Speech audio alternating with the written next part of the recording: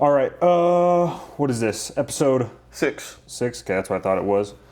I'm Henry, you're Noah. Got a lot of stuff to dive into. Yes, sir. You don't know the order, but I'm going to hit it off with, we saw 3 movies last Friday. Yes, we did. Okay. We're going to do ultra quick Okay. movie reviews. Our 3 Yes. movies. Okay. We saw End of Oak Street first. I liked it. You didn't like it. I mean, I thought it was just fun and funny. Like, I know some people had a ton of expectations for this because they're like, it's our first big dinosaur movie that's not a Jurassic franchise movie. And it has, somewhat of a... It doesn't really have a great cast. I think that's kind of not true. I mean, Anne Hathaway's great. I like Ewan McGregor a lot, but he's throwing out some real bad lines in this. Some weird lines. And the kids are okay. But it's not like this extreme cast by any means. No. But I thought it was fun. I thought it was funny. I thought a lot of the dinosaur VFX were pretty good. And I like movies when they're like, they're kind of just like set in like a they're just running around the neighborhood and everything. Yeah. It kind of reminds me of like Super 8, and I love Super 8. Super 8's good, yeah. Yes. It's excellent, actually. Oh, sorry. But, and stars Kyle Chandler the Goat. Dude, we might have to watch that, actually. I love Kyle Chandler. Kyle Chandler later. But yeah, I mean, I thought it was fun. I mean, it's not like top 10 movie of the year or anything for me, but I thought it was fun. My thoughts now? Yeah, well, we know. I thought you were just going to go 1, 2, 3, but... No, you all right, go ahead. I thought the writing was abysmal. I thought the pacing was all over the place. I thought that they had good actors delivering really terrible lines, which kind of bothered me. I just didn't have a lot of fun with it. I wanted to have fun, and it was like I was sitting there rolling my eyes, which was just really frustrating. But yeah, I mean, that's kind of all I have to say. My parents watched it, and they hated it as well. So that's usually like a good litmus test for me, or however you say that word. Litmus? Yeah. For like if I'm being dramatic about a movie, or if like, the general audience is like, oh yeah, it's fine. But yeah, my parents hated it, so yeah, that's kind of how I feel about it. It's pretty quick, but I mean, I don't have a lot of thoughts. It's just There was a funny moment at the end where the kid jumps off the roof, makes the most hilarious noise when he lands on his leg. That's the funniest thing that's happened in theaters this year. Oh my God. My parents said that there was people like laughing at the movie while they were watching it, and they said that was like the best part of watching the movie is because people were like actively mocking the movie. Yeah, but I thought that's what was fun about it. Like, it's clearly stupid. Yeah. Like, I don't know. I think people were taking it a little too seriously. That's possible. I think the marketing kind of tried to take it a little seriously, so I think people came in expecting something more than what was there, maybe. I don't know. I feel like from the trailers, like with the excessive like split diopter shots and everything. Oh my God, that's a whole nother. No, but I think that's what like is clearly goofy. Like they're clearly just like throwing like I don't know. It always played goofy to me. The split diopter stuff annoys me so bad. Yeah, I don't think it's like this genius filmmaking thing, but I thought the excessive use of it was like clearly like throwing it in your face. Like I thought it was like meta. Yeah, like that's why I don't know. I felt like you're watching the movie and you can tell like there's clear times it's like making fun of itself. Yeah. And so I thought it did make fun of some like dinosaur tropes and stuff. Well, it makes fun of like 80s tropes and like Yeah. 80s movie tropes, and it's like trying to be. I feel like I mean in a way it is making fun of like E.T. In just like the Amblin Entertainment, like the Steven Spielberg blockbuster type of thing. Like it is like a goofy take on it. I think the biggest sin it does is it just undoes the whole plot of the movie at the end. No, but I actually thought that was interesting because she literally kills herself and her 2 kids and steals her husband back. I thought that was interesting. That's true, but they don't really explore like the ramifications of that. Well, no, but like what if she and her kids she and her kids live, find the bubble, and then come back? Then there's. But they don't because we go years later and they don't come back and they're not there. Well, maybe they are. They're just in hiding. I don't think that's what you're supposed to take from it. I don't think so either. But no, so I think, and I agree with people that like, if they take it a little more seriously in the way they do that ending, it's kind of like a Cloverfield thing. And that was a lot of people's theory. It was like set in the universe, but yeah, I don't know. I thought the ending was actually interesting just because. She literally does kill herself and her 2 kids. Yeah. But obviously not herself, but, a version of herself. But yeah, not perfect by any means, but I did think it was interesting. Then we watched Nimrod's which not to be confused with Idiots, that comes out next week. Yes. Which I don't know if any. It's like about these kids. It's very low budget. It's very like a very tame script. I mean, it's just like these guys having fun. It's actually a fun fact. I watched a movie today. It's called The Gates. It also came out this year. Starring Mason Gooding. So Mason Thames' best friend in this was his name Freddie. Yeah, Fred. He plays the lead cop in a movie I watched today. Isn't that weird? He looks like he's 16. He looks like he's 16 in the movie I watched Really? today. But isn't that funny? That's weird. Isn't that the guy from The Boys and Stranger Things? Mason, would you say Gooding? No, it's Chad from Scream. Oh, I got them mixed up. I was thinking about the blonde dude from whatever his What? name is, Jason from Stranger no, Things. no. I was like, isn't that guy's name also Mason? I have no idea what that guy's name is. His real name. Yeah. No, it's Mason Gooding. And then, but yeah, that movie was kind of weird. But anyway, yeah. So I'm just watching this movie. I'm like, that's literally the guy we just watched in Nimrods. But I thought Nimrods, I thought it had heart, but I just felt like, I don't know, like it would have been really. This was my review, but it was like it would have been really hard if I was like 16. Yeah. But it's not bad by any means. But I just think like the cliche romance thing with him and McKenna Grace, and I mean it's funny, but I think that's kind of it. I thought it was really funny, but that's about it. Yeah, I loved it. I thought it was really, really fun. It was like the level of fun that I wanted to have with End of Oak Street. Obviously, very different movies. Yeah. But like, it felt very like cliche, but in a way where it's like intentionally cliche in like an endearing, sincere way, and that's how it came across to me. I don't really know what to compare it to, but it's like a classic like kids movie kind of, but like with a little bit more edge, obviously. Where they just like escape the parents, go want to live out a dream, and by the end of the movie, it's not what they expected, but they still had a great time. Yeah, I think for me it was like a little too cheesy for like what they were trying to do, but It worked for me very well. and I don't know. I thought the script was pretty garbage, and I think Mason Thames is like he needs to get outside of his wheelhouse a little bit with some of his performances and what he's doing. He's got to experiment. He's starting to get a little repetitive with everything that he does. Yeah. But I think he could be really good. I just don't think that and I actually think that in Idiots it is going to be different. Definitely. And I think that works too because he's like working with more experienced actors like O'Shea Jackson Jr., Dave Franco and stuff. Yeah. So I actually Very excited for that movie. yeah, I think I'll like that movie a lot more than I like Nimrods. Yeah. And then lastly, we watched Rivals of Anxiety King, which this movie premiered like a year and a half ago, Yeah. like early 2025. But it was such a hard movie to sell because it doesn't really have. It's not like a clear plot. There's not like a clear thing that you could sell this movie on. But we watched that. I had a great time. I thought it was ridiculous, but I thought Matthew McConaughey, he's just so electric. I mean, he always has been, but his on-screen presence is just incredible. The plot, like the way, like crazy stuff just starts happening. Yeah. Like you wouldn't even really believe, like kind of just got to watch the movie. But I got out of it and I was like, this is something my dad would love. I called him and I was like, dude, you got to see this. Yeah. And because he lives in LA now, so he's like, he can see, any movie that's in theaters he can see. I mean, that's just with, their options and everything. Yeah. So he's like, okay, I'll do it. Like, I believe you. So he went and saw it. He comes out. He's like, that's my favorite movie of the year by far. Like, if you, because it's like tailor made for him. Like, I could just tell. But yeah, I just thought it was fun. It's like super Southern. It's like super like moral value, everything. But like Tony Revolori's in it and his character's ridiculous. Dude, he's so good. I don't know what the guy's name was, but he was helping the foster daughter. Yeah, that dude's good. But I thought he was really good. I liked his story, and I don't know. It was like genuine. It was nonsense. It was pretty cringe at times, but like in a way that makes sense for the movie. Yeah.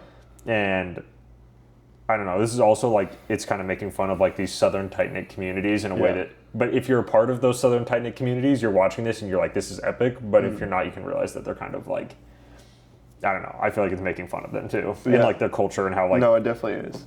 Well, it's kind of making fun of the fact that like this is weird to everyone except for the people that do it. That's kind of the trope. Yeah. And especially with the church stuff, like the whole, like, there's like 3 different potlucks during the whole movie. And that word just sends me into like an actual like PTSD episode. They're like eating in this gym. It's like so brown and yellow. No, and it's like a local band is playing. Yeah. Like that is like the epitome of like Southern discomfort. And I love that. And they're like every time something happens, like, oh, I got a guy for that, and he's like calling them up, and they've always got a guy for it. And it's like, of course, Kurt Russell plays a villain in the movie. He's just like taking advantage of that the entire time. Yeah. And he's like, am I getting paid for this? Nope. Like, it's very Southern. Yeah. I mean, I literally don't think I've ever seen a movie like it. It is one of the most unique. It felt like a 3-episode like miniseries. Yeah. No, it definitely did. It didn't really feel like a movie, and it wasn't structured like a movie, to be honest. It was structured like a TV show. Yeah. No, I'd agree with that. But for me, it worked. I didn't know. No, I didn't mind it. It's just like a weird framing device. Yeah. But yeah, I mean, I have basically the same thing to say about that movie. I, like, my extended family, obviously you know this, my extended family is all Southern and Midwestern. There's food in his bowl, and he's choosing to do that. He's so fat. He's got to pudgy a little bit. Oh my god. Okay, anyway, my extended family is all, like, Southern and Midwestern, and so the movie was, like, playing on those tropes, and it was just, like, so uncomfortable to watch because I just like understand like that sphere. Yeah. And it's just I've always like hated it. It just took me back to like my church days of like after church and they'd make you go down to the social hall and that's how everyone just talks to you like that it's and awful. You're like and you know you're a kid and you're like and this doesn't actually happen in the movie but you can just put yourself in the can put yourself in the scene and it's just so uncomfortable. Like I hated that growing up. I hated when it like they're like oh my and they look how you were this tall the last time I saw you and blah blah blah and it's like. And you're the kid, you don't even know who's talking to you. You're like, I literally don't even know. And then your parents are like, be respectful. Like, it's like, be nice to them. Yeah, exactly. But I just like that one scene of the Kurt Russell sitting there, and then she like plants the dinner for him, and she like brings it over, and like that whole interaction is like the most like church like Southern hospitality thing ever, and it's awful. I just hate small talk too. I think small talk is terrible. Like if I'm going to talk to someone, I just want to like talk to them like genuinely. Yeah, just like be like fully like honest. I saw someone because a lot of kids are like going back to school and everything, like college is starting up, and it's like like what classes are you taking, like where are you living, like joined any clubs yet type of thing. I'm like, oh my, I got like trauma. I never had to deal with that in college, luckily, but it's like the trauma response. Well, it applies to like middle school, like what's your schedule or whatever. Like, oh my gosh, we're gonna same lunch. It's like the what's your favorite color thing. Yeah, exactly. No, it's like introduce yourself with your name, and then what you did over the summer is like I want to bang my head into the wall. Yeah. Because by first period, it's like fun and happy, and then by 7th period, you're like wanting to die. But no, I thought that was like what made this movie feel like, because the movie goes into like really ridiculous, like what's happening to characters and everything in the last 40 minutes or so. But it still like holds like this really like raw, genuine thing that's happening, even if it makes you really uncomfortable. Yeah. But yeah, just Matthew McConaughey was so good. Oh my! In the scene at the elementary school. Like, so good. That's like my favorite sequence of the whole movie. This is a dark day for whatever elementary. Yeah. It was. Oh man, and his buddies and oh my gosh, yeah. What was his name? It was like Chimpy. Something like that. Yeah. But I could have sworn he called him Chimp at some point. Yeah. But I think that was his accent. Yeah. I just had a great time with it. I mean, it was just so ridiculous. Yeah. It's like one of those, I kind of wish it was like an Apple TV show we randomly like stumbled across. Yeah. Instead of a movie almost. I feel like more people would have watched it if that was the case. But and this week we're going to see Tony, which really excited about. So been excited about this one for a really long time. Fast and Furious re-release, which super excited about too. That movie's just so epic. And then probably the new Insidious, that first trailer was really freaky. First trailer is really good. Second trailer is terrible. But the reviews are like Sean Chandler watched it and he was like, this movie caught me really off guard. It was really good. So, because the last Insidious movie was not great. So I guess we'll see. What was the last one? We went to a midnight showing. It was like Through the Red Door, Red Key. It was like Patrick Wilson's son.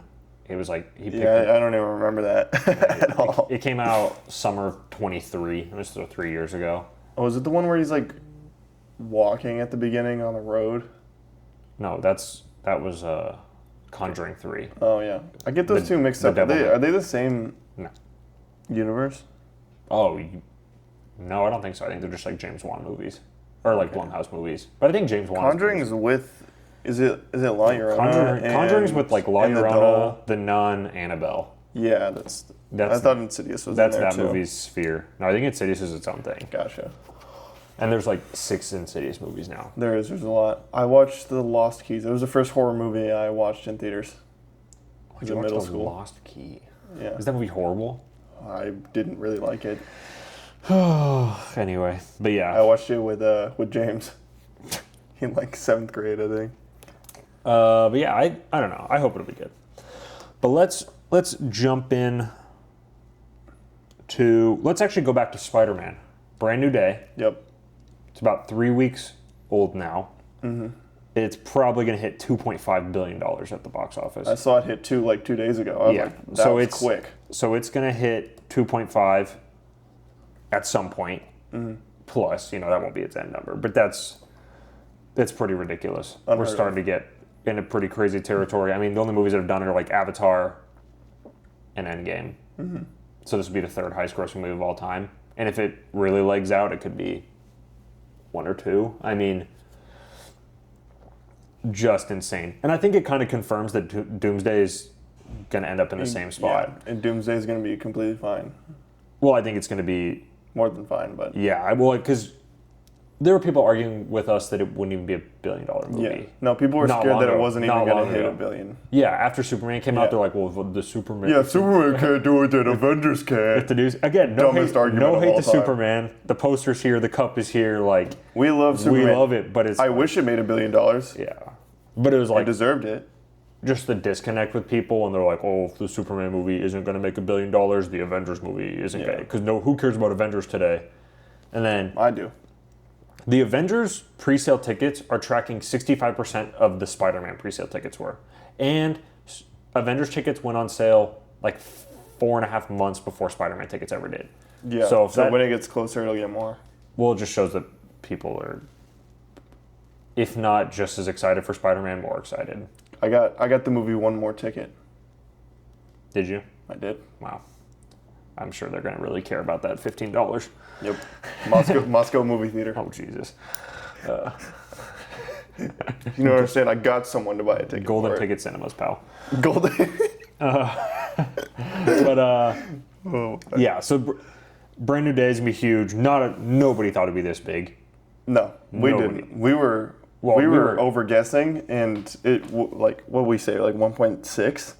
Yeah, we were in the 1.5 territory. But nobody thought it was going to be the biggest domestic opening weekend of all time either. No. I don't even know how that happened, to be honest with you. I just think they just keep building. Like Spider-Man, you would have thought that it hit its like maximum amount of people. Like with the No Way Home stuff, you would have thought that was like its the peak. cap. Yeah, with like people that were going to go see a movie. Mm. But then I guess if you want to take the COVID factor into it, and then how many people in the last 4.5 years have like gained an infatuation for Spider-Man, especially like kids. Yeah. I guess it's just a huge amount. I guess it is. I mean, it's kind of hard for us because we're kind of not really in that sphere. Yeah. We don't have like 10-year-old. We don't have kids. we don't have like 10-year-old siblings or anything, so it's not really. I think it's like really funny how choosy audiences are now, because like a movie will overperform like you've never seen before in your life. Mm-hmm. And then a different movie that is like decently similar or in the same sphere will make like a percentage of that, like a tiny little bit. Look at the gap between Supergirl and Spider-Man. There's people telling us that the gap was going to be like less than like $200 million between those movies. Yeah. It's like $2 billion between them. There's more than $2 billion between those two movies. If people on Twitter had nuts and were to stick to their word, you'd be owed like $500 now. Yeah, or I made several bets. You'd be up like literally $500 right now, at least. So, I made multiple bets that the movie wouldn't dream of passing $400 million. Didn't even make it to 2. You made plenty. It didn't even make it halfway.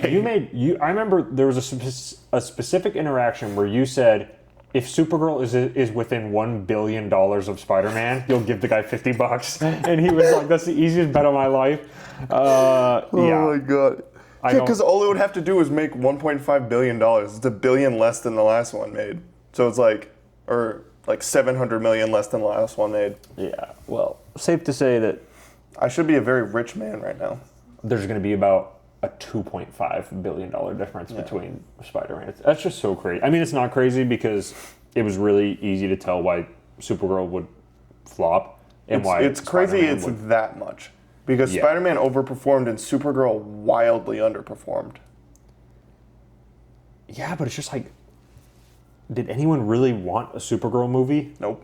I mean, if we can be honest about it, no. And that's not even like a hindsight thing. It's just reality. No, we said that literally the day it was announced. People just kept building on the Superman was really good, so many people saw it, that'll escalate Supergirl. Yeah.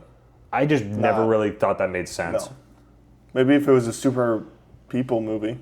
Maybe. Superman, Supergirl, co-led movie. But even then, I don't think it would escalate it. I think it would stay. I think it would be pretty similar. Yeah. I think what's escalated... I mean, Man of Tomorrow is going to make more than Superman did because of Superman. Yeah. Not because of, other inclusions in the movie. And we can get into that more with, like, Aaron Pierre, Jon Stewart, and everything. Yeah, are we gonna talk about Lanterns now or later? We'll get into it pretty quick here. Okay. I just want to say... I will say in our... Well, while we're talking about the DCU, I think I had an epiphany the other day. Big so word. I was... All right, pal. So I was thinking, Marvel was so successful, right? Because they built up these stories and these characters, and they could just throw anything out there and people would watch it. Mm-hmm. Because they had people just wanting more, just sitting there. They're like, I like what you make, please make more. Yeah. The DCU is doing that without the backing of people saying we want more. I think that's why Supergirl failed so aggressively. Well, how many times do we have to say you have to make movies that your fans actually want to watch? You can't dictate. We're not in today's age where you can tell people what to like anymore. Yeah. That kind of worked. Well, it's not 1980. Well, it's not even 2010. You know what I mean? Yeah. We are in a sphere, and I completely disagree with this argument, but everyone's like, oh, well, people are going to the movies so much this year because they're finally making good movies again. Oh. You and I have been really hard against that take for a long time. That's a dumb take. But it's the general audience take, and what makes money? It's the general audience. It's not the you and me. No. Because you and I see everything. Yeah. So whether you get us to go to a movie, it really doesn't mean a thing. No. I mean, like we said, how many people saw Rivals of Amzai King? No one. My dad, I guess. How many people saw End of Oak Street? A little bit more, but nothing substantial. How many people saw Nimrods? No one. So it just doesn't matter with you and I, and I'm glad that we're kind of aware enough to talk about that. Yeah. Well, and I'm never going to pretend like I own the box office and what movie I dictate is good is what will make money. That's stupid. Yeah. Well, it's just because there is great movies every single year. There's going to be up and down movie years to where you're going to have a couple great ones, but you're in between if you don't have a lot of solid. Because this year I think we have a lot of there's movies like Crime 101, which I think is just so great. Yeah, just rock solid. Just nobody talks about it, but that's fine. I mean, it didn't perform well, but it's I had a great time. I thought it was excellent. I thought worth the investment, in my opinion. Yeah, and but yeah, people are really, they finally made good movies for us again. But what are the good movies they're talking about? It's these general audience movies. Yeah. It's Project Hail Mary. It's Project Hail Mary. It's Spider-Man, and then The Odyssey is not a general audience movie, but Christopher Nolan is so general big now. Audience director. Yeah, that the general audience sees his movies, even though I would say they're not made for a general audience. No, he's just that. I think he's that good of a director, and he's that popular of a director. But yeah, no. Continue with your MCU to what are DC. Well, I guess how they're handled. Yeah. Well, with the MCU, right? They're very aware right now that they have to please the audience again. Yeah. Right. And I think again, Kevin Feige glazefest again. He understands that, he's acknowledging that, and he's acting on that. He's now making movies, which I hope he's hiring people that will do spectacle. I mean, we'll see when the movies come out. I need to write down a question. Continue. I'm just writing down. We'll see if that happens. I have some doubts about some creative decisions. But X-Men should be a movie with spectacle. Ghost Rider should be a movie with spectacle. Nova gonna be a movie with spectacle. He's putting these projects out there of big superheroes, casting, hopefully big names for all of those. I mean, Ryan Gosling is a huge name. We'll see if the X-Men casting turns out to be a good choice or a train wreck. Yeah. Nova, I'm positive with a character, that small, that he's going to try to get a huge actor to play him. Yeah. Could be a little delusional on my part, but from a pure planning But they don't really do standpoint, small actors. They don't. He doesn't really like that. And even with, sorry, not to cut you off again, No, but you're if good. you think about it, like you think about X-Men, even like the smaller actors there, it's really not. Well, it just depends what really talked about. Yeah. Yeah. And they're really only smaller because they're really young. Yeah. And Nova's not going to be a 20-year-old. No, he's going to be mid-30s. I would say mid-30s, 40. Yeah. So yeah, but continue, yeah. So I think the problem with the DCU, the biggest problem now, definitively, I've said this 100 times now, the biggest problem with the DCU, but I think genuinely the biggest problem after watching episode 1 of Lanterns is that they need to just make projects for the fans. Mm-hmm. They're not doing that. It's just not what's going on. Well, and not as a dig to Lanterns though. No. Sorry. Yeah. To clarify, we watched Lanterns episode 1, loved it. Hey, spoilers. Oh, sorry. Not a dig to Lanterns, but they need to, because I don't think the show thing is a huge problem as long as you have movies that come out and people are just all over them, right? And Superman, if you keep your shows, if you limit your amount of shows. Yes. Yeah. Superman came out, people loved it, right? I was very tentative on Superman before it came out, very tentative on Peacemaker before it came out as well. Before I watched Superman. I watched Superman, and then I was like, hey, love the tone, love where it's going. Maybe Creature Commandos was a step in the wrong direction, a little accident. Yeah. I'm going to trust Peacemaker. No, we watched Peacemaker, Superman was good enough to wipe Creature Commandos' existence off. Yeah. But no movie could be good enough to justify Peacemaker Season 2. No. And that sucks to say, because Peacemaker Season 1 is genuinely one of my favorite. It's elite. It's one of the best comic book TV shows of all time. If not the best. It's my favorite comic book project TV season ever is Peacemaker Season 1. Yeah, I think the only thing that really comes close is Loki. It doesn't pass it for me. I literally give Peacemaker Season 1 a 10 out of 10. And I'd give Season 2 like a 4.5 out of 10. Maybe a 5. I've only seen Loki once. I've seen Peacemaker Season 1 3 times. Like, Loki is really good. I love both seasons. It's like in that 8.5 to 9 range. Because it's always... What's so great about Peacemaker Season 1, there's literally nothing holding it back. Because they made it... Because the DCEU was... We all knew it was dead at that point. But it was still running. But nothing actually mattered. So what Gunn did with that, he didn't care any ramifications of anything. He didn't care if people like these characters or not. He's coming off the Suicide Squad. Like, he just went crazy with this character, and that's why it works. Yeah. No, I love Peacemaker Season 1 so much. But yeah, I think that's what they need, because right now I'm getting whiplash. Every other project is either the worst fucking thing I've ever seen in my life, or like really good, like one of the best things I've ever seen. Supergirl, Creature Commandos, Peacemaker Season 2, all come to mind. All terrible. Lanterns Season 1, I know you weren't on this train, but I was very scared for Lanterns. And we're only one episode in now, obviously. But I was that trailer though, the rest of season trailer. Why did they not make that the official trailer? Okay, I will say, the views did not seem to be hurt. If you look at the viewership numbers, I read today it was better than Penguin, and it was better than, what was it? Some other big show. The viewership numbers are like even better than that. Really? So clearly they struck the right chord, or the Twitter bubble stuff was a bubble. Okay. Which is good. That is good. That's good with me. But the viewership is good. Yeah. So, I think, again, spoiler, I don't think people are going to be thrown off because of the first episode. I think it's going to bring people in.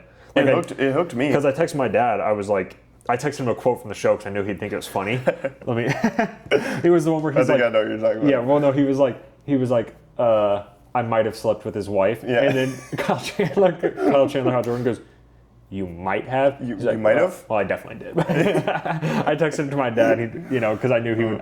Because he had watched it. I knew he had already watched it. Yeah. And I knew that when he watched that shit, he thought it was the funniest thing he ever seen. So good. So I texted it to him. But yeah, I just like. These are clearly like Superman and Lanterns. After watching both, not fully seeing Lanterns, those are clearly the two most confident projects they've made. You can tell Yeah. watching Supergirl that they had no idea what to do, that they were scared.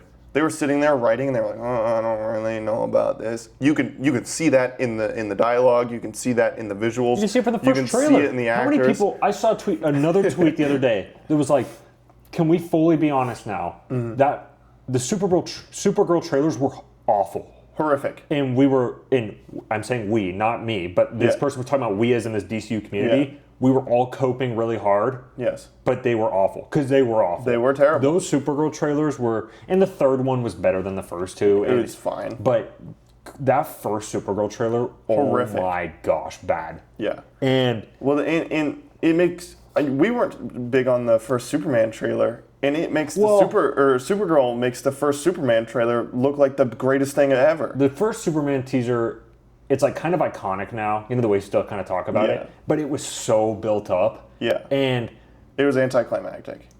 to a point, there's great scenes in it. There's a slow motion of him saving the girl. That's burned into my brain. You can just like some of the lines, like the score. There's this when he's moving through the crowd and everything Yeah, as so Clark Kent. It's so good. So good. So Then he like, gets the can thrown at his head. yeah. So like it has the moments, but it just wasn't quite there. But it's like that Supergirl teaser. It does not have It the doesn't have a moments. single moment. It like in it visually looked garbage. Yep. The lines were so corny. Yep. It was nothing was connecting. No. And then the movie comes out, nothing connecting again. Yeah. We've been very vocal about this, but the DCU marketing is horrific.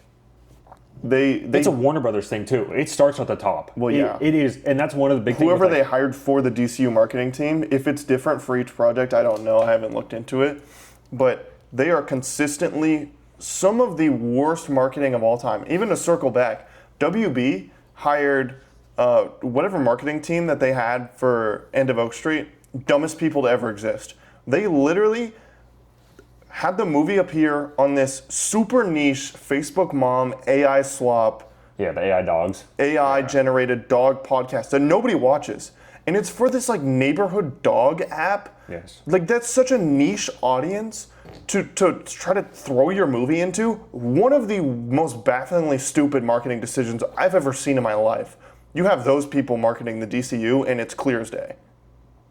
Like it's just the worst thing Well, ever. we can take it back to. And they keep doing it. And It's people- not like they're getting slightly we can- better every time. It's literally bad, No. bad, horrible, terrible, bad every time. I think it's funny too because one of the only public things that Paramount said when they thought they acquired WB, and I know that's in a gray area right now, but when they thought they did was we're revamping the marketing team. It was like we're going to keep WB as a separate thing, Yeah. but we're not keeping the marketing process they have right now. Yeah, good on them. Literally the worst marketing team in the business. And there's examples that are fine. Like the Weapons trailers were really good, and that's True. what got that movie really excited. But like the Sinners trailers, I was about the to Sinners say, trailers the did not. The Sinners marketing was bad. Sinners is great, and I thought those trailers were like, yeah, like it looks fine, but it didn't really capture how just like I remember awesome that movie was. You know when you watch, there should be a name for this. You know when you watch a movie, or you watch a trailer, and the tone is wildly different than the movie, or the movie's like much different than you expected from the trailer? Yeah. That happened to me with Caught Stealing as well. You watch the trailer, you think one thing about the movie, it's going to go one way. Then It was one of the worst. Then you watch the movie and you're like, what the hell? What is this movie? That's happened with Sinners. I thought Sinners was going to be generic and like corny and stuff, and then it was like genuinely sincere and good. I don't know how you strip away the soul from a from a movie like that, but they somehow did it in the marketing. Caught Stealing, also incredibly sincere. They play it as the goofiest thing of all time. Yeah, they play the Stranger Things song. The Caught Stealing is like one of the most egregious examples, and that's not even WB. I think that's Sony, but Yeah, it's just Sony. like that type of thing. Sony also got some rough marketing. But like The Bride, horrific. Oh my God. And The Bride movie ended up being horrific too. But the trailers for The Bride, I don't know how people were sitting there watching that and they're like, do we have an artsy masterclass from Maggie Gyllenhaal here? Those were literally some of the worst trailers I'd ever seen. Yes. That could be the worst movie I've ever seen. It's bad. I've only walked out of one other movie. I walked out of that movie. What other movie did you watch? Reagan. Oh, well, that's kind of a gray area. True. Well, it was free, but It was midnight showing. yes. I would have walked out of that movie if I watched it on noon on a Tuesday. That movie's bad. A terrible movie. Oh. Yeah. But yes. Literally so the only in two general, movies I've ever walked out of. The DC marketing, not good. And it starts at the top with Warner Brothers. Their marketing, not good. No. And like, even with a movie like One Battle After Another, those trailers were fine. Again, it did not capture the soul of that movie. No, not at all. But, you know, people like me and you, we're not worried about that. Paul Thomas Anderson's directing the movie. But the problem look at the cast. Your audience doesn't look at those things. No. Right? Like, before we started watching movies, I wouldn't look at the actors. I would look at the trailer and go, is that cool, yes or no? I thought the funny thing about the Sinners one, because Sinners famously made about the same in its second weekend that it did in its first, which is like, Unheard of. Almost never see that. I know it happened with Obsession this year. Obsession's like top 3 craziest box office thing that's ever happened. Yeah, never bring up Obsession when you're trying to argue normalcy. We might literally do an hour-and-a-half breakdown of every insane thing that Obsession did. I kid you not, it might be top 3. The craziest box office thing that I've ever seen. But with Sinners, because people attribute it to, the word of mouth is so great. I think that's part of it. I think the other part, how many people didn't see it opening weekend because they thought the marketing was like, kind of whatever. Probably a lot. And then the people that did see it opening weekend are like, oh my God, you got to go see this, you got to go see this. Yeah. Because the word of mouth had to carry it, not the marketing. Yeah. I mean, the most talked about marketing thing with Sinners was Ryan Coogler breaking down the film it was shot on and the formats you need to see it on. No, and that shouldn't be the case. And I love Ryan Coogler. And it's awesome that he did that. And it's funny that directors are trying to kind of copy that motion now. Yeah. Because Ryan Coogler, you can just tell, he's just such a genuine guy. Oh, yeah. And he's an awesome filmmaker. Yeah. I've seen all his movies. They're all great. But that should not be the most talked about marketing that you have. No. You know? Well, I think we're getting to a point where directors are becoming more recognized, which I like. Yeah. But a lot of the time, the general audience doesn't even look at the director. The little title card flashes, it's like from the mind of Ryan Coogler. People just ignore it. It takes a certain level of guy. Yeah. But I do think Ryan Coogler's it's also name recognition and face recognition. A lot of people don't associate names with people unless they see their face. Mm-hmm. How often do you see a director's face? Not if you're not tapped in. If you're not tapped in, then it's not often. Like, James Gunn likes to put himself in every single piece of marketing or promo image, which is really funny. He's the only director that does that other than the studios.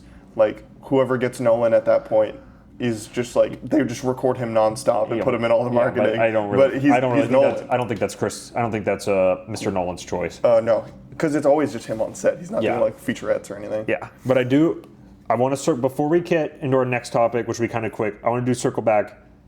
I mentioned the Brand New Day, $2.5 billion. Yep. Projected, so 2.5 plus. Yep. I mentioned the Doomsday most likely 2.5 billion plus. Yep. Want to make the official prediction. A year and change before, I think Secret Wars will be the first $3 billion movie. I think it will be the highest grossing movie of all time. I think Secret Wars is going to make me pee my pants in the theater. Yes. But I want to know your I think it is going to be the way we saw a massive jump from Infinity War to Endgame. Mm-hmm. I expect to see a massive jump from Doomsday to Secret Wars. Yes. Like a big jump. And I think a big part of that is the fact that Tom Holland's Spider-Man will be a main character of Secret Wars. Mm-hmm. And that element is not in Doomsday. Yep. Okay, let me break it down for you. My thought process. But just again, highest grossing movie of all time. Yes. I think it will break every record ever. Yes. Okay, let me break down my thought process for you here, pal. August 2026. That's going up. We're going to frame it right there. Yes, we're going to put a clock up there. Doomsday is going to murder all the characters people vaguely remember and or don't like. Yes. Secret Wars is going to be this giant triumphant, building from nothing. Mm-hmm. And it's going to do a live-action comic book movie reboot. That has never been done before. I'm not counting the X-Men. That does not that does not count. Universal reboot. How about that? There we go. Clean cut. Mm-hmm. Since it's doing that, and it's going to have Tom Holland Spider-Man, and it's probably going to have the other two Spider-Man, it is going to do things that has literally never been done before. It's going to market that aggressively because with Doomsday, right, they don't have to show you anything. They know you're going to show up. And the ticket sales are proving that. Yes. I think we talked about this last time. They now are definitely not going to show anything because they know that they know people hooked. are Everyone's hooked already. Nobody cares. No. Yeah. It's the same way No Way Home didn't. Yep. It didn't show anything because they realized they're like, well, we don't have to. So I love the fact that we can get to a point where we're so confident in movies that you don't have to show anything. I'm a big advocate for if you got a good thing, don't show as little as possible. If you know your buzz is strong enough, show as little as possible. I don't want to see anything. No. This wouldn't work ever. No one would ever do this. This is a little off topic. If I had it my way, no marketing for Doomsday or Secret Wars in this utopia world where nothing matters. That's basically where we're at right now. I would go into both movies as blind as possible. I would love to know literally nothing about either of those movies. I have so much trust with the cast and crew on those movies. I literally would love to go into it completely blind, knowing nothing. But with Secret Wars, they're going to market Tom Holland Spider-Man. They're probably going to market the other Spider-Man because I'm assuming one or both of them is going to show up in Doomsday. They're going to market One-Armed Thor. Chris Evans. Yes. Captain America. Chris Evans is actual Captain America. That's our theory. Because Doomsday Cap is a liar and a fake and a fraud. And what if they just literally yanked one from a different universe and he's like some bum one? I would not be shocked. Yeah, I mean, even if he's not evil, but he's just not like our. You're just Steve. the wrong one. Mm-hmm. Yeah, I mean that's possible too. Because you can still do a little twist with that at the end. I think either way, I think Bearded Cap. We're going to call him Bearded Cap for simplicity's sake. I think Bearded Cap is going to join Doom. Because I've never read Secret Wars before. I watched a little breakdown because I was dying. I was frothing at the mouth. Mm-hmm. And when I read stuff, I want to read it like as an actual book. Yeah. So I don't want to pirate it. Like that's lame. So I watched a little breakdown. Doom has his own like little servants when he creates a battle world, and he has people like rule over each different like section. Mm-hmm. I think Cap is going to join. I think at the end of Doomsday, we're going to have a lot of people join Doom's team. Right? I think we're going to have 1 or 2 X-Men join Doom's team because he's going to say, I'm going to murder all of you unless you join me and fulfill my little fantasy. Oh, so who's going to be a little coward? Who's going to get, Yeah. So I think that's going to happen, and the big twist is going to be that's not our Cap, and he joins Doom. I think that's where they're going with that. And then my theory, where the scene that we get in the first teaser is the end of the movie, and that's when we get... I'm telling you, it does not make sense why they look so drastically different. No. And why they tried to blend it together too because they darkened the scene where he's looking at his baby, so his hair looks a little bit darker, and then they in this new trailer, and then they flash. I'm gonna show a picture so I don't sound crazy, and then they flash to Bearded Cap, and they kind of like fade cut to it to try to tell us like, hey, they're the same. They're the same guy.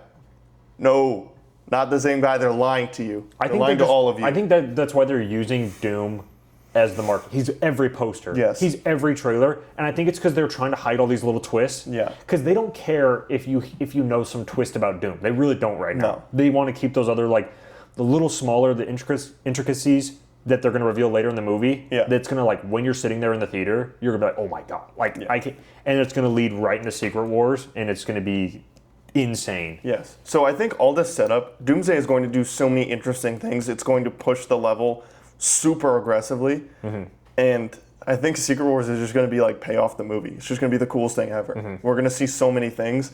I mean, Kevin Feige said multiple times that it's like the most ambitious movie he's ever even like thought of or seen. Not just MCU movie, the most ambitious movie like ever. I think going for that, like that's $3 billion swing right there. That's what I think. But I'll ask you one thing about Doomsday. Okay. If we're still on that topic, do you think that there's a theory going around? Do you think that there's 2 Dooms, or do you think it's one Doom with different armor? No, I think it's one Doom with different armor. I think they literally show the scene in the trailer where people think he changes his armor mid-scene. Yeah. He gets flung out the window. I don't know if that's what happened. I have not seen one explanation for why they would do 2 Dooms.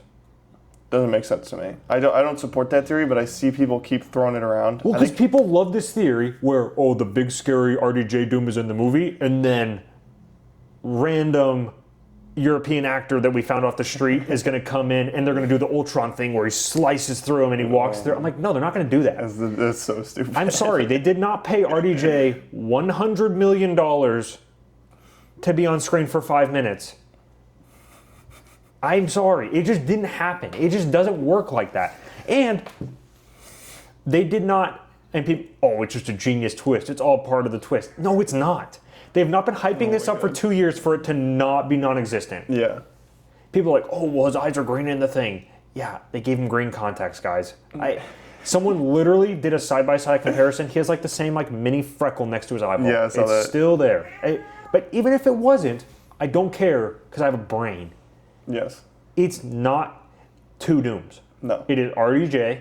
He is playing Doom for both movies. Yeah. No questions asked. I think this is one of the dumber theories that we have going on right now. I think it's a complete waste of time. Yeah. I think the better theories are Doom servants. Yeah. And Captain America. And who is somehow surviving this movie. Yeah. And really, how do they survive? And is it simply Doom's arrogance is the reason they survive? Because that's what I think. Because I think it's clear they're telling us at this point, the people we're seeing in this movie, he could kill every single one of them with essentially no difficulty. Well, who's the strongest Avenger? Thor. By far. In this movie, by far. He throws Thor with two fingers. And people keep trying to say, oh, well, they're sneakily going to make Bob stronger than Thor ever was. No, they're not.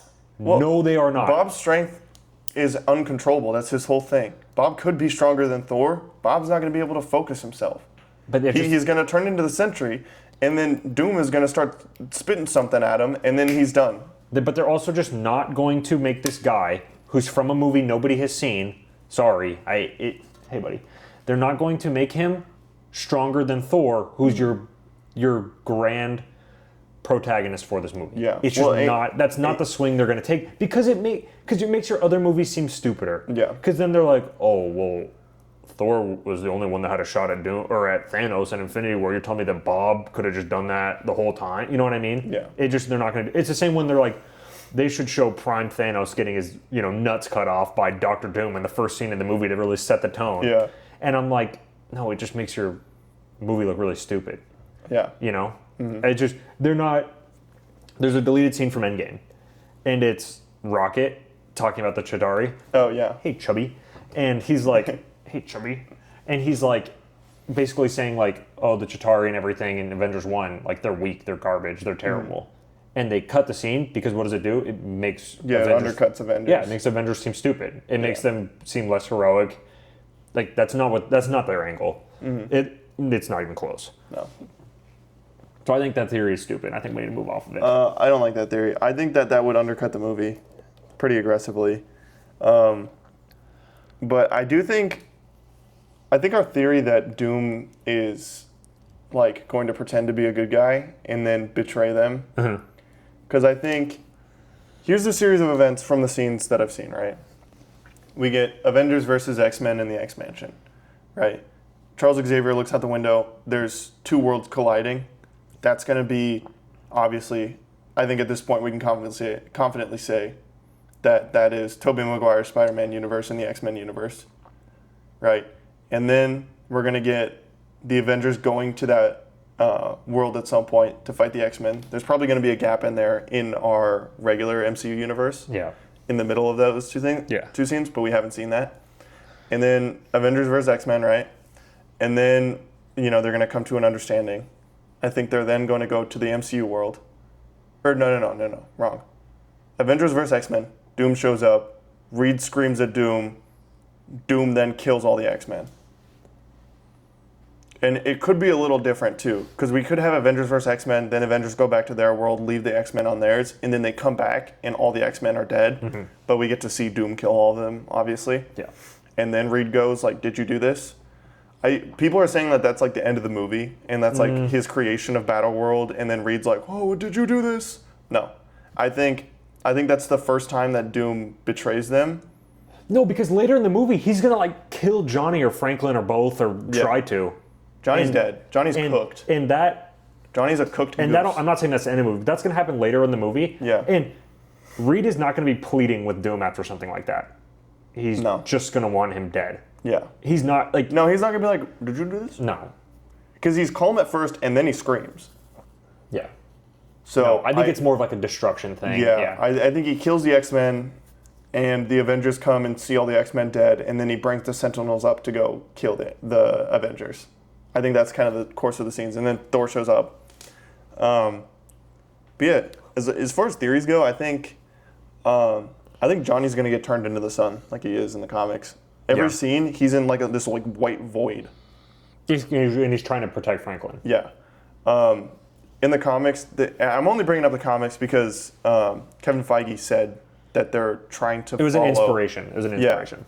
Yeah, that they want to, and that makes sense. The Russos like to pull from the comics a lot. They pulled from the, where is it? In the Infinity Gauntlet comic for Infinity War. That's just a fact. Well, they did for Civil War too. They just still changed. In Civil War, it's very similar, right? It's not 1-to-1, but it's very similar. Winter Soldier is incredibly similar to Edward Baker's run. Like, it follows a very, very similar plot line, right? So I think that they're going to do Secret Wars pretty, like, similar, but with, their MCU sprinkling in there. But yeah, in the comics, Doom rewrites Battleworld. Everyone gets their mind wiped, essentially. So Battleworld's all they know, except for a couple. Because a couple people were on ships. And so when he did the universe resetting in making it a Battleworld, it didn't affect them because they weren't around or something. Yeah. And I think in Doom, he basically steals Reed's life.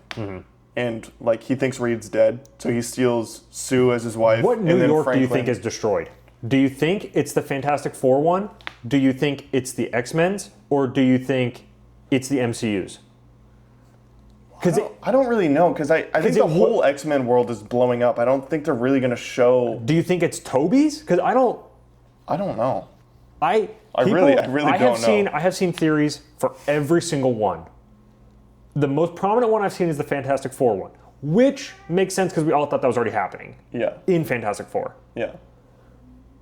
I mean, maybe. I literally don't have any guess for that one. But isn't that crazy? I mean, that's they specifically New York's exploded. Yeah. Well, it's literally like a nuke was dropped in the middle of it, and I mean, that's kind of where they're at. Because the X-Mansion is just leveled.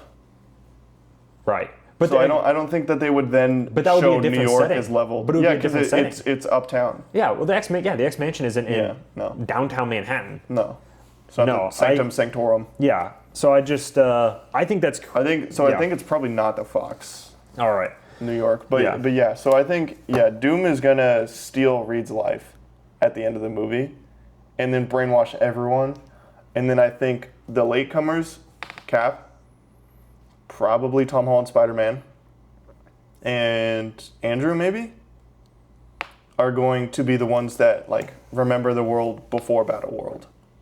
Because I think they're going to follow that. I think everyone's going to get basically mind wiped. Because Doom's whole thing is he's authoritarian, and he gets absolute peace by absolute control. And he's spiteful and stuff as well. So obviously he's going to make the people he doesn't like, in this authoritarian world, he's going to make their lives suck. Yeah. So I think, and then we're going to have those heroes kind of lead the story and try to tell everyone hey, let's get back together and go against Doom. I know you guys, because in the comics they call him God. They don't call him Doom. They literally just call him God. Yeah.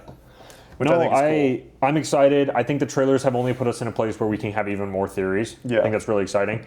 Let's take. So I think that's where we're going. Let's take 15-minute break, and then we're going to come back with X-Men cast ranking. Yes. DC shows canceled. Because that has happened since the last time we did this. Then we're going to dive into the big Lanterns review. Lanterns episode 1 review. Yes. The most exciting. But yeah, we'll be back in just a couple minutes. All right, we're back. Wait. Yes. We're back. And let's dive into... Let's go DC shows that got canceled. Okay. So that was Waller. It was Booster Gold. Yep. And Waller. And Paradise Lost. Or I guess they're saying Booster Gold will be revived at a different time with a different. Yeah, my buns. It's going to be revived. That's why I have to say that. They said it's shelved, which means that it's not getting made. I kind of don't really have a problem with doing these. My problem is when James Gunn acts like people are idiots because they've said that these should be canceled, or like when scoopers have said they're canceled. Yeah. And then he goes on Threads and he's like, I don't know where you got your info, but you're an idiot. Yeah, I take issue with that because it's clearly there's people talking, and this is just vindication of it too. There's clearly people talking, saying, hey, this is probably going to get canceled. They're talking about shelving this. They're talking about moving on. They're talking about not doing this. And then he goes, what the hell are you talking about? I've never said that. None of that's going on. They're all still coming out. Mm-hmm. And then a month later, they get canceled. Like, stop lying to people. People aren't stupid. Stop lying to them. Also, if that's a discussion, you don't know if it's going to happen or not, don't speak on it. Yeah, get off Threads. It's completely optional. Well, it's it fine just makes you look like an idiot. Yeah. Like you're being mean to people. It does. Yeah. So just stop doing it. I mean, that's my take. But you got to stop with that. I really just think it's weird. I mean, I thought it was weird in the first place to think any of those products were a good idea. It's extra weird to double down on it so many times. Yeah. And then now to have him finally be canceled. Third level weird. I think he's just... We've kind of talked about our disconnect. Like, we don't agree with how he runs the studio. Not at all. And that is... Like, this is kind of key reasons why. Yeah. Because shows like that just don't make any sense for where they're at right now. Don't garner an audience. Don't excite people. Don't further the universe. Just don't make them. Well, we've had enough Amanda Waller for one. Yeah, she's not a character that I need a whole show about. When she shows up in relation to governmental stuff and the Suicide Squad, awesome. That's one. We don't need to use Paradise Lost to make they clearly never understood what they wanted with that, because at one point it would have been the first Wonder Woman project, and that's an interesting way to introduce her character. It's stupid. You don't need a lob for Wonder Woman. It's Wonder Woman. Also, this is like it's like the whole thing is like I don't care about what happened before Wonder Woman on Themyscira. I don't think 90% of people do. No. Like, oh my gosh, what's that other character? This is gonna bother me. The other character where it's like I don't care what happened before this. It could be too many. Oh, it's Superman. I don't know how I completely blanked on that. I don't care what happened on Krypton. Oh. I never will. The interesting part is Superman on Earth. That's why I love Superman. Is they just... Yeah, I will never care about what happened on Krypton. You will never make me care about Krypton. I might eat my words at some point, but I don't think I will. I'm pretty hell-bent on the fact that I don't care and I never will. Supergirl kind of cemented that. I mean, I don't like the beginning of Man of Steel and the Krypton stuff. It's bad. It's 30 minutes long. I don't like the Supergirl scenes, whatever. I don't like... They're fine. But they're not, I don't think they're interesting in the slightest. No. But yeah, I just think again, it's not a problem to cancel shows. It's kind of just like the behavior with it, and why were these shows even thought of in the first place? Yeah, why were they put on the forefront? The gods and monsters that we, Planet's 3.5 years old now. Yeah, well, Planet Phase with intent, release projects with intent. Do that, your universe is fine. And then there was the report that they pitched a Poison Ivy show and a Catwoman show. I think that was kind of inaccurate. And some people have kind of pushed back against that. Because if Scarlett Johansson is playing Poison Ivy, there's no way HBO would turn down a full show starring her. I don't think they'd turn down a Catwoman show either. No. But I don't know how much that rumor's even true, that they even wanted a Catwoman show. No, you know what it was? We talked about this too off air. It was 100% a sequel show to The Penguin that had those characters in it. It wasn't a Catwoman solo project or a Poison Ivy solo project. Mm-hmm. They were just in the show. And it wasn't Penguin Season 2. It was probably going to be called something else. Mm-hmm. Oh, yeah, they were using that as a... Yeah. Yeah. And those were just characters in the show. I guarantee you that's what it was, and it fell through because Matt Reeves probably just decided, nah, you know what? Don't really want to do that. And I still think they're going to make at least one show in between part 2 and 3. Yeah. I just don't think we know what that is yet. Yeah. Because why make another one just right now? Right, it doesn't make any sense. Come on, man. I'm trying to film a podcast here. So I do think there will be one. I just don't think we know exactly. Yeah. What I think they're it'll be workshopping it, and they're trying to figure it out, and those leaks are just, like, misleading. Yeah. But yeah, it kind of covers, I mean, anything that needs to be said on the DC show front. I think...